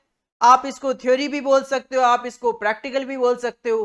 प्रैक्टिकल इसलिए नहीं बोल पाते क्योंकि कोई फिगर बेस्ड कैलकुलेशन नहीं है, जस्ट जो से बोला है एक तरीके से एक डायग्राम अपने को बना के देना है। चलिए ठीक है, क्वेश्चन नंबर 1 पहले डिस्कस कर लेते हैं। और ये सर क्वेश्चन है, रिप्लेसमेंट का क्वेश्चन है 8 नंबर का। सिंपल क्वेश्चन है, firm is using A machine कुछ परचेज प्राइस है 12,000 रुपए, इंस्टॉलेशन चार्जेस है 3,500 रुपए, जो कि हमें पता है कि मशीन की कॉस्ट में ऐड हो जाते हैं हमेशा, एंड द मशीन की स्क्रैप वैल्यू 1,500 रुपए। Because the firm has a monopoly of this type of work, the maintenance cost in various year is given in the following table. 9 साल तक मेंटेनेंस की कॉस्ट आपको दे दी गई। क्वेश्चन की पहली requirement तो बड़ी सिंपल सी है, कहते हैं find out the cost of machine. Sir 12,000 में 3,500 ऐड कर लो, वो कॉस्ट ऑफ मशीन है, तो कॉस्ट ऑफ मशीन तो 15,500 है। मेन जो है वो क्या है, calculate the replacement period of the machine. Replacement period का मतलब मशीन को कब रिप्लेस करना चाहिए वो कैलकुलेट करके बताओ। तो सर बिल्कुल कैलकुलेशन कर लेते हैं। देखो कैलकुलेशन करने के लिए अपने को थोड़ा सा स्पेस की जरूरत होती है, शायद इसमें काम चल जाएगा। इसमें ईयर लेने होते हैं सबसे पहले। तो सिंपल कहूं तो सबसे पहले तो क्वेश्चन जो है वो कॉपी पेस्ट करना है, ईयर और maintenance cost. Sir 1 2 3 4 5 6 7 8 and 9 figures copy paste. 250 760 1200 1800 2500 3200 4100 5000 and 6000। Then हम क्या करते हैं, इस मेंटेनेंस कॉस्ट को क्यूमुलेट कर लेते हैं, मतलब एडिशन आगे से आगे। 250 plus 760 1010 plus 1200 2210 plus 1800 4010 plus 2500 6510 plus 3200 9710 plus 4100 13810 plus 5000 18,810 plus 6,000 24,810 cumulative कर लिया। इसके बाद सर हम लेते हैं कॉस्ट, नेट कॉस्ट ली जाती है मशीन की। नेट कॉस्ट का मतलब है कॉस्ट माइनस स्क्रैप वैल्यू। 15,500 आपकी कॉस्ट है, लेकिन अगर 1,500 रुपए आपका स्क्रैप वैल्यू है तो नेट कॉस्ट तो 14,000 आने वाली है। तो सर इसका मतलब नेट कॉस्ट तो 14,000। भले ही आप फर्स्ट ईयर में रिप्लेस कर लो, भले ही आप लास्ट ईयर में कर लो, कॉस्ट तो 14,000 है सर। नेट कॉस्ट जो है मशीन की 14,000 है। अब क्या करना है, टोटल कॉस्ट निकाल लो। टोटल कॉस्ट क्या होता है, cumulative maintenance cost plus net cost. इसका मतलब क्या है, इसका मतलब सर ये है कि पहले साल में आप रिप्लेस करते हो तो 14,000 रुपए की मशीन की कॉस्ट है, 250 रुपए मेंटेनेंस के लगेंगे, 14,250 का खर्चा लगेगा। लेकिन अगर दूसरे साल के एंड में करते हो तो फिर 15,010 का खर्चा लगेगा। तीसरे साल के एंड में करते हो तो टोटलिटी में आपका 16,010 का 210 लग चुका है। चौथे साल के एंड में करते हो तो 18,010 टोटल खर्चा लग चुका है। पांचवें साल के एंड में करते हो तो 20,510। छठे साल के एंड में करते हो तो 23,710। सातवें साल के एंड में करते हो तो 27,810। आठवें साल के एंड में करते हो तो 32,810 और 9th ईयर के एंड में करते हो तो सर ये 38,810 ये खर्चे आपके लग रहे हैं। हम डिसीजन देते हैं एनुअल कॉस्ट के बेसिस पे। एनुअल कॉस्ट का मतलब है सर सिंपली आपको क्या करना है, टोटल कॉस्ट को नंबर ऑफ ईयर से डिवाइड करना है। अगर आप एक साल में रिप्लेस कर दोगे तो हर साल मतलब पहले साल 14,250 की कॉस्ट है। अगर आप दूसरे साल में रिप्लेस करते हो तो 15,010 रुपए की कॉस्ट 2 साल में है तो डिवाइड बाई 2 कर दो। सर पर एनम 7,505 रुपए की कॉस्ट पड़ रही है। अगर आप तीसरे साल के एंड में करते हो तो 16,210 डिवाइड बाई 3 करके देख लो सर, 5,403 रुपए का खर्चा। अगर चौथे साल के एंड में रिप्लेस करते हो तो 18,010 डिवाइड बाई 4, 4,503 रुपए राउंड ऑफ में। अगर पांचवें साल के एंड में करते हैं 20,510 डिवाइड बाई 5, 4,102। छठे साल के एंड में करते हो तो 23,710 डिवाइड बाई 6, 3952, 3951, 3952 राउंड ऑफ में आप कर सकते हो। अगर नेक्स्ट ईयर करते हो सेवेंथ ईयर में तो 27,810 डिवाइड बाई 7, 3973। आप देखोगे ये बढ़ना शुरू हो गया, और नॉर्मली होता है कि जब एक बार बढ़ना शुरू हो गया तो अब बढ़ता वही चलेगा। 32,810 डिवाइड बाई 8, 4,101, और 38,810 डिवाइड बाई 9, 4,312। आप देख सकते हो सर एनुअल जो कॉस्ट है वो कम से कम आ रही है सिक्स्थ ईयर में। इसका मतलब जिस साल में हमारी कॉस्ट कम से कम आती है एनुअल कॉस्ट, बस उसी साल में हम कहते हैं रिप्लेसमेंट कर देना चाहिए। तो सिक्स्थ ईयर जो है this will be the replacement period of the machine. तो रिप्लेसमेंट पीरियड क्या होगा? Sixth year. Question second point तो एवं ही जानना चाह रहा है ऑप्टिमल रिप्लेसमेंट पीरियड क्या होगा? सर यही होता है, सिक्स्थ ही है। Here the lowest average cost is 3951 approximately in sixth year. तो मशीन आप सिक्स्थ ईयर में रिप्लेस कर दो। थ्योरेटिकली एक लाइन आपको मेंशन करनी है, यू कैन से। बट यहां पे मुझे थोड़ा सा अजीब लग रहा है ये। अगर वाकई में सेकंड रिक्वायरमेंट के जो है इसके 4 नंबर की वेटेज है तो ये काफी अजीब है, क्योंकि पहले पॉइंट में हम सब कुछ तो कैलकुलेट कर चुके हैं। सेकंड पॉइंट की तो 1 नंबर की वेटेज कहीं ना कहीं होनी चाहिए, ना कि 4 नंबर की। लेकिन अगर एक लाइन को लिखने के आपको 4 नंबर मिल रहे हैं तो this is good, very good. तो इस तरीके से आप रिप्लेसमेंट का क्वेश्चन सॉल्व कर सकते हो। और इसके साथ एक क्वेश्चन और अटैच किया गया 4 नंबर का, कहते हैं draw a circle and arrow diagram. केवल सर्कल और एरो दिखाने हैं। टू शो 2 एक्टिविटीज, 2 एक्टिविटीज दिखानी है उसके अंदर। 2 एक्टिविटी दिखानी है that can not be started until the first activity has been completed. कहते हैं सर्कल और एरो डायग्राम दिखाओ इस तरीके से कि 2 एक्टिविटी दिखानी है कि पहली एक्टिविटी शुरू, जब तक पहली एक्टिविटी खत्म नहीं हो जाएगी तब तक आप आगे की एक्टिविटीज नहीं कर सकते। तो सर सिंपल ऐसे डायग्राम आप काफी सारे बनाते हो। सिंपल आप अगर पहले एक एक्टिविटी यहां से निकाल देते हो तो सर ये एक्टिविटी पहले कंप्लीट होगी, देन यहां से आप 2 निकाल लो, 3 निकाल लो, 5 निकाल लो, कितनी भी निकाल लो, जब तक ये एक्टिविटी कंप्लीट नहीं होगी तब तक आप ये आगे की जो एक्टिविटीज है वो स्टार्ट नहीं कर सकते। तो ये सर्कल एंड एरो डायग्राम है जिसमें 2 एक्टिविटीज हम शो कर रहे हैं, this one and this one, that can not be started कब तक? अंटिल द फर्स्ट एक्टिविटी, जब तक ये एक्टिविटी कंप्लीट नहीं हो जाती। थ्योरेटिकली लिखा हुआ है here the activities of select hardware, नाम है एक्टिविटीज का, and core module analysis can not be started until high level analysis has been completed. कुछ भी आप लिख सकते हो, सिंपल सी बात है। आपको बस इस तरीके का एक डायग्राम शो करना, नेटवर्क शो करना है जिसमें एक एक्टिविटी निकाल के उससे आगे 2 निकाल दो, ताकि साफ साफ क्लियरली शो हो जाए कि सर ये दोनों ही एक्टिविटी तब तक शुरू नहीं हो सकती जब तक ये कंप्लीट ना हो जाए। इसकी वेटेज 4 नंबर की थी। बस क्वेश्चन अंडरस्टैंड होना चाहिए कि करना क्या है। बाकी करना तो इसके अंदर काफी ज्यादा इजी लग रहा है 4 नंबर की वेटेज के पॉइंट ऑफ व्यू से। तो ये आप प्रकार रिप्लेसमेंट से रिलेटेड क्वेश्चन था। इसके बाद नेक्स्ट जो 6 LAQ आता है, हम सबको आइडिया है शायद कि जो 6th क्वेश्चन होता है सर वो आता है short note, pure theory question होता है। इसमें 5 शॉर्ट नोट होते हैं जिसमें से 4 अपने को अटेम्प्ट करने होते हैं। इसका पहला क्वेश्चन है 3 मार्क्स के लिए of course, right short note on aggregate planning. अब देखो 3 नंबर के लिए इतना लंबा चौड़ा आंसर दे दिया, जरूरत नहीं है 10 लाइनें लिखने की। 3 नंबर का क्वेश्चन है सर, 10 नंबर का क्वेश्चन नहीं है। 3 नंबर के लिए 4-5 पॉइंट सफिशिएंट होते हैं।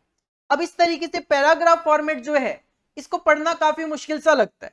हम अपनी क्लासेस में इसको किस तरीके से कवर कर देते हैं, ये पैराग्राफ लिखा हुआ है, यही चीज हम इस तरीके से करवा देते हैं। जब आप एक तो आप इस चीज को देखते हो, पढ़ना मतलब पढ़ने से पहले सोचना पड़ता है पढ़ूं कि ना पढ़ूं, लेकिन यही सेम चीज अगर इस तरीके से प्रेजेंट की जाए अब आप बहुत इजीली पढ़ सकते हो, सर एग्रीगेट प्लानिंग पे शॉर्ट नोट लिखना है, 6 पॉइंट है मेरे पास 3 नंबर के लिए, सर 4 पॉइंट 5 पॉइंट सफिशिएंट होते हैं, 6 लिखोगे तो बहुत अच्छी बात है, बट जरूरत नहीं होती 6 पॉइंट लिखने की। It is the process of planning the quantity and timing of output. Sir क्या प्लान करना है? क्वांटिटी और टाइमिंग किसका? आउटपुट, कितना बनाना है, कब बनाना है। और नॉर्मली ये जो प्लानिंग की जाती है वो इंटरमीडिएट टाइम के लिए की जाती है, जो कि 3 महीने से 1 साल के लिए आप कर सकते हो। विद इन दिस रेंज जो भी आपके पास फिजिकल फैसिलिटीज होती है, मशीनरी वगैरह है, वो फिक्स एज्यूम करी जाती है। तो अगर मेरे पास फैसिलिटी फिक्स है, तो अगर डिमांड में कोई फ्लक्चुएशन होगा तो मैं कैसे मीट आउट कर पाऊंगा? सर लेबर में वेरिएशन करके और इन्वेंट्री शेड्यूल में वेरिएशन करके मैं डिमांड मीट कर सकता हूं। एग्रीगेट प्लानिंग का टारगेट क्या है? सर कॉस्ट को कम से कम करना। प्रोडक्शन प्लानिंग जब हम इंटरमीडिएट रेंज ऑफ टाइम के लिए करते हैं तो बस उसी को एग्रीगेट प्लानिंग नाम दिया गया। For example aggregate quantities of number of automobile vehicle, मैं स्कूटीज बनाता हूं तो कितनी स्कूटी बनाऊंगा 3 महीने से लेकर 1 साल तक के लिए आप प्लान कर लो। एग्रीगेट नंबर ऑफ सोप्स, आप साबुन बनाते हो, सर 3 महीने से लेकर 1 साल तक के लिए अगर आप प्लान करते हो कितनी साबुन हम बनाएंगे, वो क्या है? एग्रीगेट प्लानिंग है। इसको पढ़ना और इसको पढ़ना जमीन आसमान का फर्क है सर, बात लेकिन वही लिखी हुई है, सेम लैंग्वेज लिखी हुई है सब कुछ, बट प्रेजेंट करने का एक तरीका होता है। तो थ्योरी में मैं हमेशा सजेस्ट करूंगा आपको कभी भी पैराग्राफ फॉर्मेट में मत जाओ, आप सिंपल पॉइंट्स के तरीके से अपने आंसर को हमेशा रिप्रेजेंट करो। सेकंड जो क्वेश्चन है 3 नंबर के लिए, again write short note on importance of SM, strategic management की इंपॉर्टेंस लिखनी है। सर ये ठीक है, पॉइंट्स में लिखा हुआ है, आप बहुत इजीली इसको पढ़ सकते हो। पहला कितने पॉइंट है? 6 पॉइंट है सर 3 नंबर के लिए। पहला पॉइंट, सबसे पहले तो आप स्वॉट देखो, स्वॉट मतलब strength, weakness, opportunities and threat. तो सबसे पहला पॉइंट है discover organisation strength and weaknesses. Similarly second point में identify the available opportunities and possible threat. Then जो आपकी स्ट्रेंथ है और आपकी जो आपके पास जो अवेलेबल अपॉर्चुनिटीज है, उसके अकॉर्डिंगली आप अपने ऑब्जेक्टिव और गोल डिसाइड कर लो। Discover the objective and goals in line with organisation strength and available opportunities. आपकी जो भी वीकनेस और थ्रेट है उसको ओवरकम करने के लिए जो भी आपको अपनी ऑर्गेनाइजेशन में चेंजेस इंप्लीमेंट करने हैं वो करो। तो implement changes to overcome weakness and manage the threat. तो ये 4 पॉइंट तो एक दूसरे से बिल्कुल कनेक्टेड है सर। 2 पॉइंट तो स्वॉट पे है, strength, weakness, opportunity, threat. Then जो मेरी स्ट्रेंथ है, अपॉर्चुनिटी अवेलेबल है, उसके अकॉर्डिंगली अपने गोल और ऑब्जेक्टिव डिसाइड करूं, और जो मेरी कमियां हैं, थ्रेट्स है मेरे सामने, उसको ओवरकम करने के लिए अपनी ऑर्गेनाइजेशन में जो इंप्लीमेंट चेंज करने हैं वो करूं। उसके बाद प्रोवाइड विजन और मिशन और direction to the future of organisation, then build a dynamic and strong organisation. These are the 6 importance of strategic management, जो आप 3 नंबर के लिए इजीली मेंशन कर सकते हो अपने आंसर में। नेक्स्ट जो है क्वेश्चन नंबर 3, कहते हैं शॉर्ट नोट लिखो प्रोसेस प्लानिंग पे। तो सर प्रोसेस का मतलब होता है किसी माल को कैसे बनाना है, कोई सर्विस कैसे प्रोवाइड करनी है, उससे रिलेटेड प्लानिंग करना। तो प्रोसेस प्लानिंग का मतलब है, process planning refer to the way production of goods और services is organised. It is the basis for decision regarding capacity plan करना, अपने प्लांट का लेआउट, फैसिलिटी लेआउट सेट करना, equipment and design of work system. Process selection is necessary mainly कब? When a firm takes up production of new product और services to be offer to the customer. जब हमें नए product, नई services customer को देनी है तो हमें प्रोसेस सिलेक्ट करनी पड़ती है। एक बार काम शुरू हो गया उसके बाद तो कोई दिक्कत है नहीं। 3 primary questions to be addressed before deciding on process selection are how much, सबसे पहले डिसाइड ये 3 पॉइंट आपको करने हैं। How much variety of product और services will the system need to handle, कितने तरीके के प्रोडक्ट और सर्विसेज हमें हैंडल करने हैं। What degree of equipment flexibility will be needed, अब जितने ज्यादा नंबर ऑफ प्रोडक्ट होंगे, वैरायटी होगी, उतनी ज्यादा इक्विपमेंट की फ्लेक्सिबिलिटी की जरूरत पड़ेगी। And what will be the expected volume of output. In 3 point पे मेनली आपने यहाँ पे प्रोसेस सिलेक्शन से रिलेटेड डिसीजन लेने हैं। इन्हीं पॉइंट्स के बेसिस पे आपको प्रोसेस सिलेक्ट करनी है। तो इसको भी आप बहुत इजीली लिख सकते हो। पहले प्रोसेस प्लानिंग का मीनिंग लिखो, देन जो 3 क्वेश्चन एड्रेस होने हैं उनका आंसर आपको फाइंड आउट करना है प्रोसेस सिलेक्शन को डिसाइड करते हैं। उसके बाद अगर हम बात करें तो नेक्स्ट क्वेश्चन है question number 4, right short note on stages in strategic planning. कहते हैं स्ट्रेटेजिक प्लानिंग में कौन कौन सी स्टेजेस कवर होती है। तो सर स्टेजेस की अगर आप बात करोगे तो स्टेज 1 है स्ट्रेटेजिक ऑप्शन जनरेशन। पहली स्टेज है strategic option generation. At this stage a variety of alternative are considered relating to the firm product and market, its competitor and so forth. For example of strategy might be increase market share, penetration into the international market, concentration on core competencies जो आपकी core competencies है, acquisition करें, expansion करें। और दूसरा stage यहाँ पे हो सकती है स्ट्रेटेजिक ऑप्शन इवेल्युएशन। यहाँ पे क्या है स्ट्रेटेजिक ऑप्शन जनरेशन है और दूसरा क्या है इवेल्युएशन है। ईच ऑप्शन जो भी आपके सामने ये ऑप्शंस अवेलेबल होंगे उनको एग्जामिन करना है ऑन इट्स मेरिट और डीमेरिट्स कि does it increasing existing strength, क्या इससे हमारी स्ट्रेंथ इंक्रीज होगी। मैं मार्केट शेयर इंक्रीज करता हूं, मैं इंटरनेशनल मार्केट में पेनिट्रेट करता हूं, क्या इससे मैं स्ट्रांग बनूंगा। Does it alleviate existing weakness, क्या मेरी जो वीकनेस है वो खत्म होगी, कम होगी। Is it suitable for the firm existing position, firm की जो एग्जिस्टिंग पोजीशन है उसके लिए क्या ये स्ट्रेटजी सुटेबल है। Is it acceptable to stakeholders, जिन इन्वेस्टर्स ने हमारी ऑर्गेनाइजेशन में पैसा लगा रखा है क्या वो इसको एक्सेप्ट करेंगे। तो सिंपल सी बात है स्ट्रेटेजिक प्लानिंग जो है दो स्टेजेस हैं sir. One is strategic option generation, option generate करो, देन दूसरे में उन ऑप्शन को इवेल्युएट करके फाइनली यू कैन डिसाइड कि सर कौन सा ऑप्शन आपकी ऑर्गेनाइजेशन के लिए बेटर होगा। और जैसा कि मैंने आपको पहले ही बताया करने 4 शॉर्ट नोट होते हैं बट गिवन 5 होते हैं, मतलब 5 में से 4 अटेम्प्ट करने होते हैं। तो आप देख सकते हो नेक्स्ट जो है that is right short note on scheduling पे शॉर्ट नोट आपको लिखना है 3 नंबर के लिए। तो इसमें भी मैं सेम बात बोलूंगा, यहां पे भी आप देखोगे पैराग्राफ फॉर्मेट में आंसर दे दिया गया, सीधा सीधा एक सिंगल पैराग्राफ में 8 लाइनें लिख दी गई।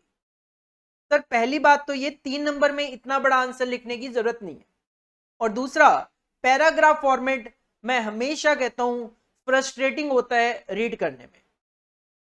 तो इसी चीज को ये जो यहां लिखा हुआ है इसी चीज को आप पॉइंट्स में कन्वर्ट कर लो कि सर शेड्यूलिंग क्या है। शेड्यूलिंग एक इंपॉर्टेंट फंक्शन है of production planning and control. Scheduling comes after routing. अब यहां क्या लिखा हुआ है पहली लाइन में, यहां पे भी ये लिखा हुआ है कि scheduling is the next important function of production planning and control after routing. आपने क्या लिखा, आपने भी तो ये लिखा सर शेड्यूलिंग एक इंपॉर्टेंट फंक्शन है प्रोडक्शन प्लानिंग कंट्रोल का जो रूटिंग के बाद आता है। तो चीजों को लिखने का एक तरीका है। It determines the starting and finishing time या completion timing for each of the operation with a view to engage every machine and operator of the system. तब कब काम शुरू होगा इस मशीन इक्विपमेंट पे, कब इस पे कंप्लीट होगा, ये डिसाइड करना ही शेड्यूलिंग है। Scheduling is the determination of time that should be required to perform each operation। तो कब शुरू होगा कब खत्म होगा तो आपको पता चल जाएगा इस ऑपरेशन को करने में क्या टाइम लगना है। And also the time that should be required to perform the entire series as routed. पूरी सीरीज का भी टाइम आप कैलकुलेट कर सकते हो। Scheduling involves establishing the amount of work to be done, क्या काम करना है, and the time when each element of work will start और the order of the work, किस सीक्वेंस में काम होना है और कब वो शुरू होना है। Scheduling shows which resource should do which job and when. Scheduling आपको यह भी बताएगा किस जॉब में कौन सा रिसोर्स यूज होना है और कब होना है। हालांकि इसका आंसर काफी बड़ा हो सकता है, और भी है मेरे पास भी इसमें आंसर, बट मेरा यह मानना है 3 नंबर के लिए ये 6 पॉइंट सफिशिएंट है, एक स्लाइड सफिशिएंट है। तो कोशिश करना अगर आपको आंसर इस तरीके से ना लिखकर इस तरीके से लिखने की कोशिश करो। और मैं कहूंगा करना कुछ नहीं है, लिखना यही है, जहां जहां फुल स्टॉप है एक तरीके से बस उनको पॉइंट्स में कन्वर्ट कर दो। हाँ एक बार रेलिवेंसी जरूर देख लेना कि पॉइंट खत्म जहां पे आप कर रहे हो वो पॉइंट खत्म जहां पे हो रहा है रेलिवेंट तो है।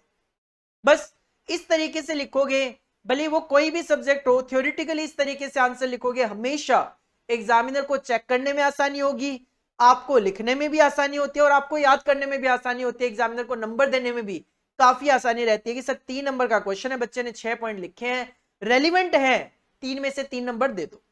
पैराग्राफ में क्या होता है, एग्जामिनर पढ़ लेगा, 3 में से मे भी 3 नंबर दे ना दे, 2 नंबर देकर छोड़ दे, तो पैराग्राफ में हमेशा नंबर कटने के चांसेस होते हैं, पॉइंट्स में आपके आंसर के नंबर कटेंगे नहीं। इसके बाद जो सेक्शन डी है, केस स्टडी क्वेश्चन इसको बोला गया है, और 12 नंबर की इसकी वेटेज रख दी गई। इसमें 4 रिक्वायरमेंट आपसे पूछी, हर एक रिक्वायरमेंट का 3-3 मार्क्स रख दिए, और ये केस स्टडी दी गई आपको क्वालिटी सर्टिफिकेशन से रिलेटेड। क्वेश्चन नंबर 1 एक सिंगल क्वेश्चन है इसमें, you are working as a production manager in a manufacturing unit. एक मैन्युफैक्चरिंग यूनिट में आप एज ए प्रोडक्शन मैनेजर काम करते हो। The executive management of this company has decided to go for ISO certification for this unit. ISO international standard organisation, international organisation for standardisation होता है। अगर आप ISO समझना चाहो तो international standard organisation. For this purpose, you are appointed as a management representative to ensure successful implementation of ISO certification. आपको ISO की knowledge है तो आपको as a management representative appoint कर दिया गया। नाउ आंसर द फॉलोइंग, इन 4 point का आंसर दो। कहते हैं what are all those broad activities that you have to consider for such responsibility. कहते हैं आपको ये जो रेस्पॉन्सिबिलिटी मिली है ISO सर्टिफिकेशन से रिलेटेड, तो कौन कौन सी एक्टिविटीज आपको ध्यान में रखनी चाहिए। तो sir ISO certification is an elaborate and expensive process है। You need to document how workers of your unit perform every function, quality से रिलेटेड है ये, that affect quality and install mechanism to ensure that they follow on expected line. तो quality check करने के लिए होता है। ISO 9000 सर्टिफिकेशन 5 तरीके के ISO हैं जो हम देखेंगे अभी। ISO 9000 उनमें से ही एक सर्टिफिकेशन है, एंटेल्स a complex analysis of management system and procedure. आपकी ऑर्गेनाइजेशन में जो मैनेजमेंट सिस्टम और प्रोसीजर है उसको ये इवेल्युएट करेगा, rather than judging the quality of a particular product. इसका काम पर्टिकुलर प्रोडक्ट को इवेल्युएट करना नहीं है, जो मैनेजमेंट सिस्टम और प्रोसीजर है उसको इवेल्युएट करना है। ISO 9000 evaluate the management of the entire manufacturing process from purchasing, design, training, हर एक वर्क से रिलेटेड जो भी मैनेजमेंट है उसकी मैनेजमेंट सिस्टम और प्रोसीजर को इवेल्युएट करते हैं। You must fill out a report and then be certified by a team of independent auditors. With certification comes registration in an ISO directory that your firm seeking supplier can refer to for a list of certified companies. They are generally given preference over unregistered company. और अगर आपको आपकी organisation में management system procedure better होगा तो आपको ये certificate मिल जाएगा। जब आपको ये सर्टिफिकेट मिल जाता है तो ISO की डायरेक्टरी होती है, उसमें आपका नाम आ जाता है। ISO की डायरेक्टरी में नाम आने का मतलब ये होता है कि आपकी ऑर्गेनाइजेशन में मैनेजमेंट सिस्टम और प्रोसीजर बेटर है, तो जो भी सप्लायर्स वगैरह होंगे जब आपका नाम ISO में होगा तो उनको आइडिया लग जाएगा आपकी ऑर्गेनाइजेशन में मैनेजमेंट अच्छा है। तो जो अनरजिस्टर्ड है उनके कंपैरिजन में कहीं ना कहीं आपको एक कॉम्पिटिटिव एडवांटेज मार्केट में इसकी वजह से मिल सकता है। और सेकंड पॉइंट कहते हैं what are the 5 standards associated with ISO 9000 series. जैसा कि मैंने कहा 5 स्टैंडर्ड्स है that you have to thoroughly refer to for finding out the best fitment for your unit. इस चीज को आप इस तरीके से मत लिखो। 5 आपको क्वालिटी से रिलेटेड ISO स्टैंडर्ड्स की सीरीज है वो मेंशन करनी है। आप इसको इस तरीके से पैराग्राफ में ना लिखकर इस तरीके से लिख दो कि sir there are essentially 5 standards associated with the ISO 9000 series. 9000, 9001, 2, 3, 4। 9000 जो है वो है जब भी जैसा हमने अभी पढ़ा मैनेजमेंट प्रोसीजर वगैरह से रिलेटेड, तो quality management and quality assurance standards है जो कि गाइडलाइंस बताता है फॉर सिलेक्शन एंड यूज से रिलेटेड। 9001 जो है वो है model for quality assurance in design, production, installation और सर्विसिंग कैसी है आपकी उससे related. 9002 model for quality assurance in production and installation से related. 9003 model for quality assurance in final inspection test. और 4 quality management and quality system element की guidelines है। तो सर ये 5 स्टैंडर्ड्स हैं। जो भी आपको सर्टिफिकेशन मिलेगा उसके अकॉर्डिंगली एक एक्सटर्नल जो पर्सन है वो आइडिया लगा सकता है कि आपकी ऑर्गेनाइजेशन की इंटरनल पोजीशन क्या है, रिलेटेड टू प्रोडक्शन, डिजाइनिंग, क्या आपकी पोजीशन है? तो इस तरीके से पैराग्राफ में मेंशन ना करके आप बेटर रहेगा 9000 9000 1 2 3 4 इस तरीके से लिखोगे, डायरेक्ट चमकेगा आपका आंसर एक तरीके से। थर्ड पॉइंट है, in which scenarios ISO certification is a must and is particularly helpful. कहते हैं वो सिनेरियोज बताओ जिसमें आईएसओ सर्टिफिकेशन मस्ट है और एक ऑर्गेनाइजेशन के लिए हेल्पफुल भी है। तो सर अगर बात करें तो मस्ट की मैं बात करूं तो यूरोपियन यूनियन के जो मेंबर्स कंट्रीज हैं, अगर आप उनके साथ बिजनेस करते हो तो वो आईएसओ सर्टिफिकेशन जरूर देखते हैं। तो ISO certification is must for doing business with any member of the EU. अगर आप यूरोपियन यूनियन की जो कंट्री मेंबर्स हैं उनमें से किसी के साथ भी कोई भी ट्रेड करना चाहते हो, आईएसओ सर्टिफिकेशन मस्ट है। In addition to the benefit of accessing the EU, ISO 9000 certification and registration is particularly helpful for companies that do not currently have a quality management system। अगर आपकी organisation में कोई quality management system नहीं है, as it provide guidelines for establishing the system and make it effective, तो भी आप ISO certification के लिए जा सकते हो, क्योंकि वो आपको एक गाइडलाइंस बताते हैं कि आप अपनी ऑर्गेनाइजेशन में ये गाइडलाइंस फॉलो करो, आप करो, उसके बाद वो आपको सर्टिफिकेशन दे देंगे। और चौथा जो पॉइंट पूछा गया है, कहते हैं when it is reviewed, sir every 5 years, हर 5 साल से इसको रिव्यू किया जाता है। तो ISO standards are reviewed every 5 years and revised if needed, this help ensure they remain useful tools for market price. अब इसमें पार्शियलिटी ये है कि सर ये 4 रिक्वायरमेंट है क्वेश्चन में, चारों की वेटेज 3-3 नंबर की है। चौथा पॉइंट जिसमें मुझे केवल इतना ही लिखना है कि 5 साल में रिवाइज किया जाता है, उसकी भी वेटेज 3 नंबर की है। और पहला पॉइंट जिसमें मुझे इतना सब कुछ लिखना है, इसकी भी 3 नंबर की है। सेकंड पॉइंट जिसमें मुझे 5 स्टैंडर्ड्स बताने हैं कौन कौन से हैं, उसके भी 3 नंबर है। कहीं ना कहीं पहला और दूसरा पॉइंट जो है उसके लिए तो 3-3 नंबर ठीक है या कम है, लेकिन लास्ट के जो 2 पॉइंट है थर्ड और फोर्थ, उसके लिए तो 3 नंबर बहुत ज्यादा है। इवन फोर्थ के लिए तो 3 नंबर बहुत ही ज्यादा है। एक बार थर्ड के लिए भी चलो मान लेते हैं ठीक है, बट फोर्थ के लिए तो 3 नंबर काफी ज्यादा है। तो एक बाइफिकेशन जो है मार्क्स का, वो मुझे यहाँ पे प्रॉपर नहीं लग रहा। बेटर रहता कि 4 नंबर 8 और फिर 1 नंबर और 3 नंबर आप रख सकते थे, क्योंकि लास्ट की तो वेटेज 1 नंबर ही है, इसकी वेटेज 2 या 3 नंबर तक आप रख सकते हो। बट फर्स्ट और सेकंड पॉइंट में जिसमें आपको 5 स्टैंडर्ड्स लिखने हैं, उसकी वेटेज तो 4 नंबर होनी ही होनी चाहिए, इवन 5 भी हो तो भी चलता है। तो इस तरीके से ये केस स्टडी का क्वेश्चन आया था सेक्शन डी, जो कि ओएम में से ही था। तो ये आपका ओएमएसएम का पेपर आया था दिसंबर 2021 में, जिसमें अगर मैं बात करूं तो प्योर मैं बात करूं तो 30 नंबर का प्रैक्टिकल क्वेश्चन। अगर आप एक बार नेटवर्क वाले क्वेश्चन को भी प्रैक्टिकल में कंसीडर कर लेते हो तो सर 34 नंबर लगा लो। 34 मार्क्स का प्रैक्टिकल, बाकी सारा का सारा थ्योरी पोर्शन था। और जबकि ओएम में अच्छा खासा प्रैक्टिकल है, इसमें पोर्शन प्रैक्टिकल का इंक्रीज किया जा सकता था। तो मेरा तो सजेशन ये है थोड़ा सा इसमें प्रैक्टिकल पोर्शन बढ़े तो कहीं ना कहीं स्टूडेंट को आसानी रहेगी। क्योंकि अगर मैं केस स्टडी लाइक क्वेश्चन की बात करूं तो इतना सारा टाइपिंग जो है वो बच्चे के लिए एक फ्रस्ट्रेशन पैदा कर सकता है। बेटर है अगर ये 12 नंबर का जो केस स्टडी क्वेश्चन है, बहुत सारे क्वेश्चन है हमारे स्टडी मटेरियल में, इवन ओएम के अंदर तो हर क्वेश्चन ही केस स्टडी जैसा ही क्वेश्चन है। आप असाइनमेंट का क्वेश्चन देख लो, ट्रांसपोर्टेशन का देख लो, एलपी वगैरह से रिलेटेड क्वेश्चंस देख लो। Each chapter have some question जिसमें से आप easily case study question create कर सकते हो।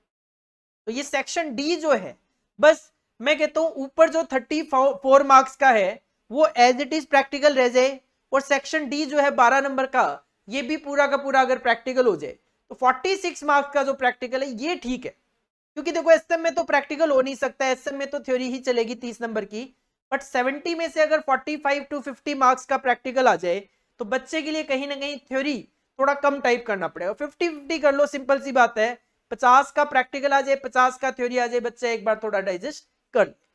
तो this is all about our OMSM suggested answer given by the institute, जो हमने यहाँ पे डिटेल में डिस्कस कर लिया, क्योंकि जो प्रैक्टिकल क्वेश्चंस थे उनको करने में बच्चों को प्रॉब्लम फेस हो सकती है। अगेन लास्ट में कहूंगा, अगर आपने हमारे चैनल को सब्सक्राइब नहीं किया अभी तक तो जरूर कर लीजिए, क्योंकि और बहुत सारा कंटेंट है जो हम अभी लेकर आने वाले हैं। जैसे कि अभी HCM DM CMA फाइनल वाले बच्चे हैं कुछ चैनल पे, तो वो SCM DM का वेट कर रहे होंगे, तो SCM DM का सजेस्टेड आंसर जल्दी आने वाले हैं। इसके अलावा रिवीजन में कॉस्ट अकाउंटिंग के काफी सारे चैप्टर के रिवीजन में ऑलरेडी डाल चुका हूं, लाइक सर्विस कॉस्टिंग हो गया, स्टैंडर्ड कॉस्टिंग हो गया, प्रोसेस कॉस्टिंग हो गया, जॉइंट प्रोडक्ट बाई प्रोडक्ट हो गया। अभी काफी सारे चैप्टर्स रिवीजन में आने बाकी है, cost accounting, cost FM, OMSM, SCM DM। Test series चल रही है हमारे टेलीग्राम चैनल के थ्रू, डिस्क्रिप्शन बॉक्स में लिंक गिवन है, आप ज्वाइन कर सकते हो, वहां पे आपको इन्फॉर्मेशन मिलेगी जब भी हमारे टेस्ट होगा। अराउंड हम 8 से 10 का टेस्ट ऑलरेडी कंडक्ट कर चुके हैं, बट अभी और होने बाकी हैं। जब भी दोबारा से कंटिन्यू हम करेंगे आपको इन्फॉर्मेशन वहां से अवेलेबल हो जाएगी। और अपने दोस्तों के साथ जरूर शेयर कीजिए, क्योंकि नॉलेज जितना आप बांटोगे उतना बढ़ेगी। तो बेटर है अपने खुद बेनिफिट मत लो, लेकिन खुद बेनिफिट लो लेकिन अपने दोस्तों को भी इसका बेनिफिट जरूर दो। चलिए जी, मिलते हैं नेक्स्ट क्लास में नेक्स्ट वीडियो के साथ। Thank you, bye bye.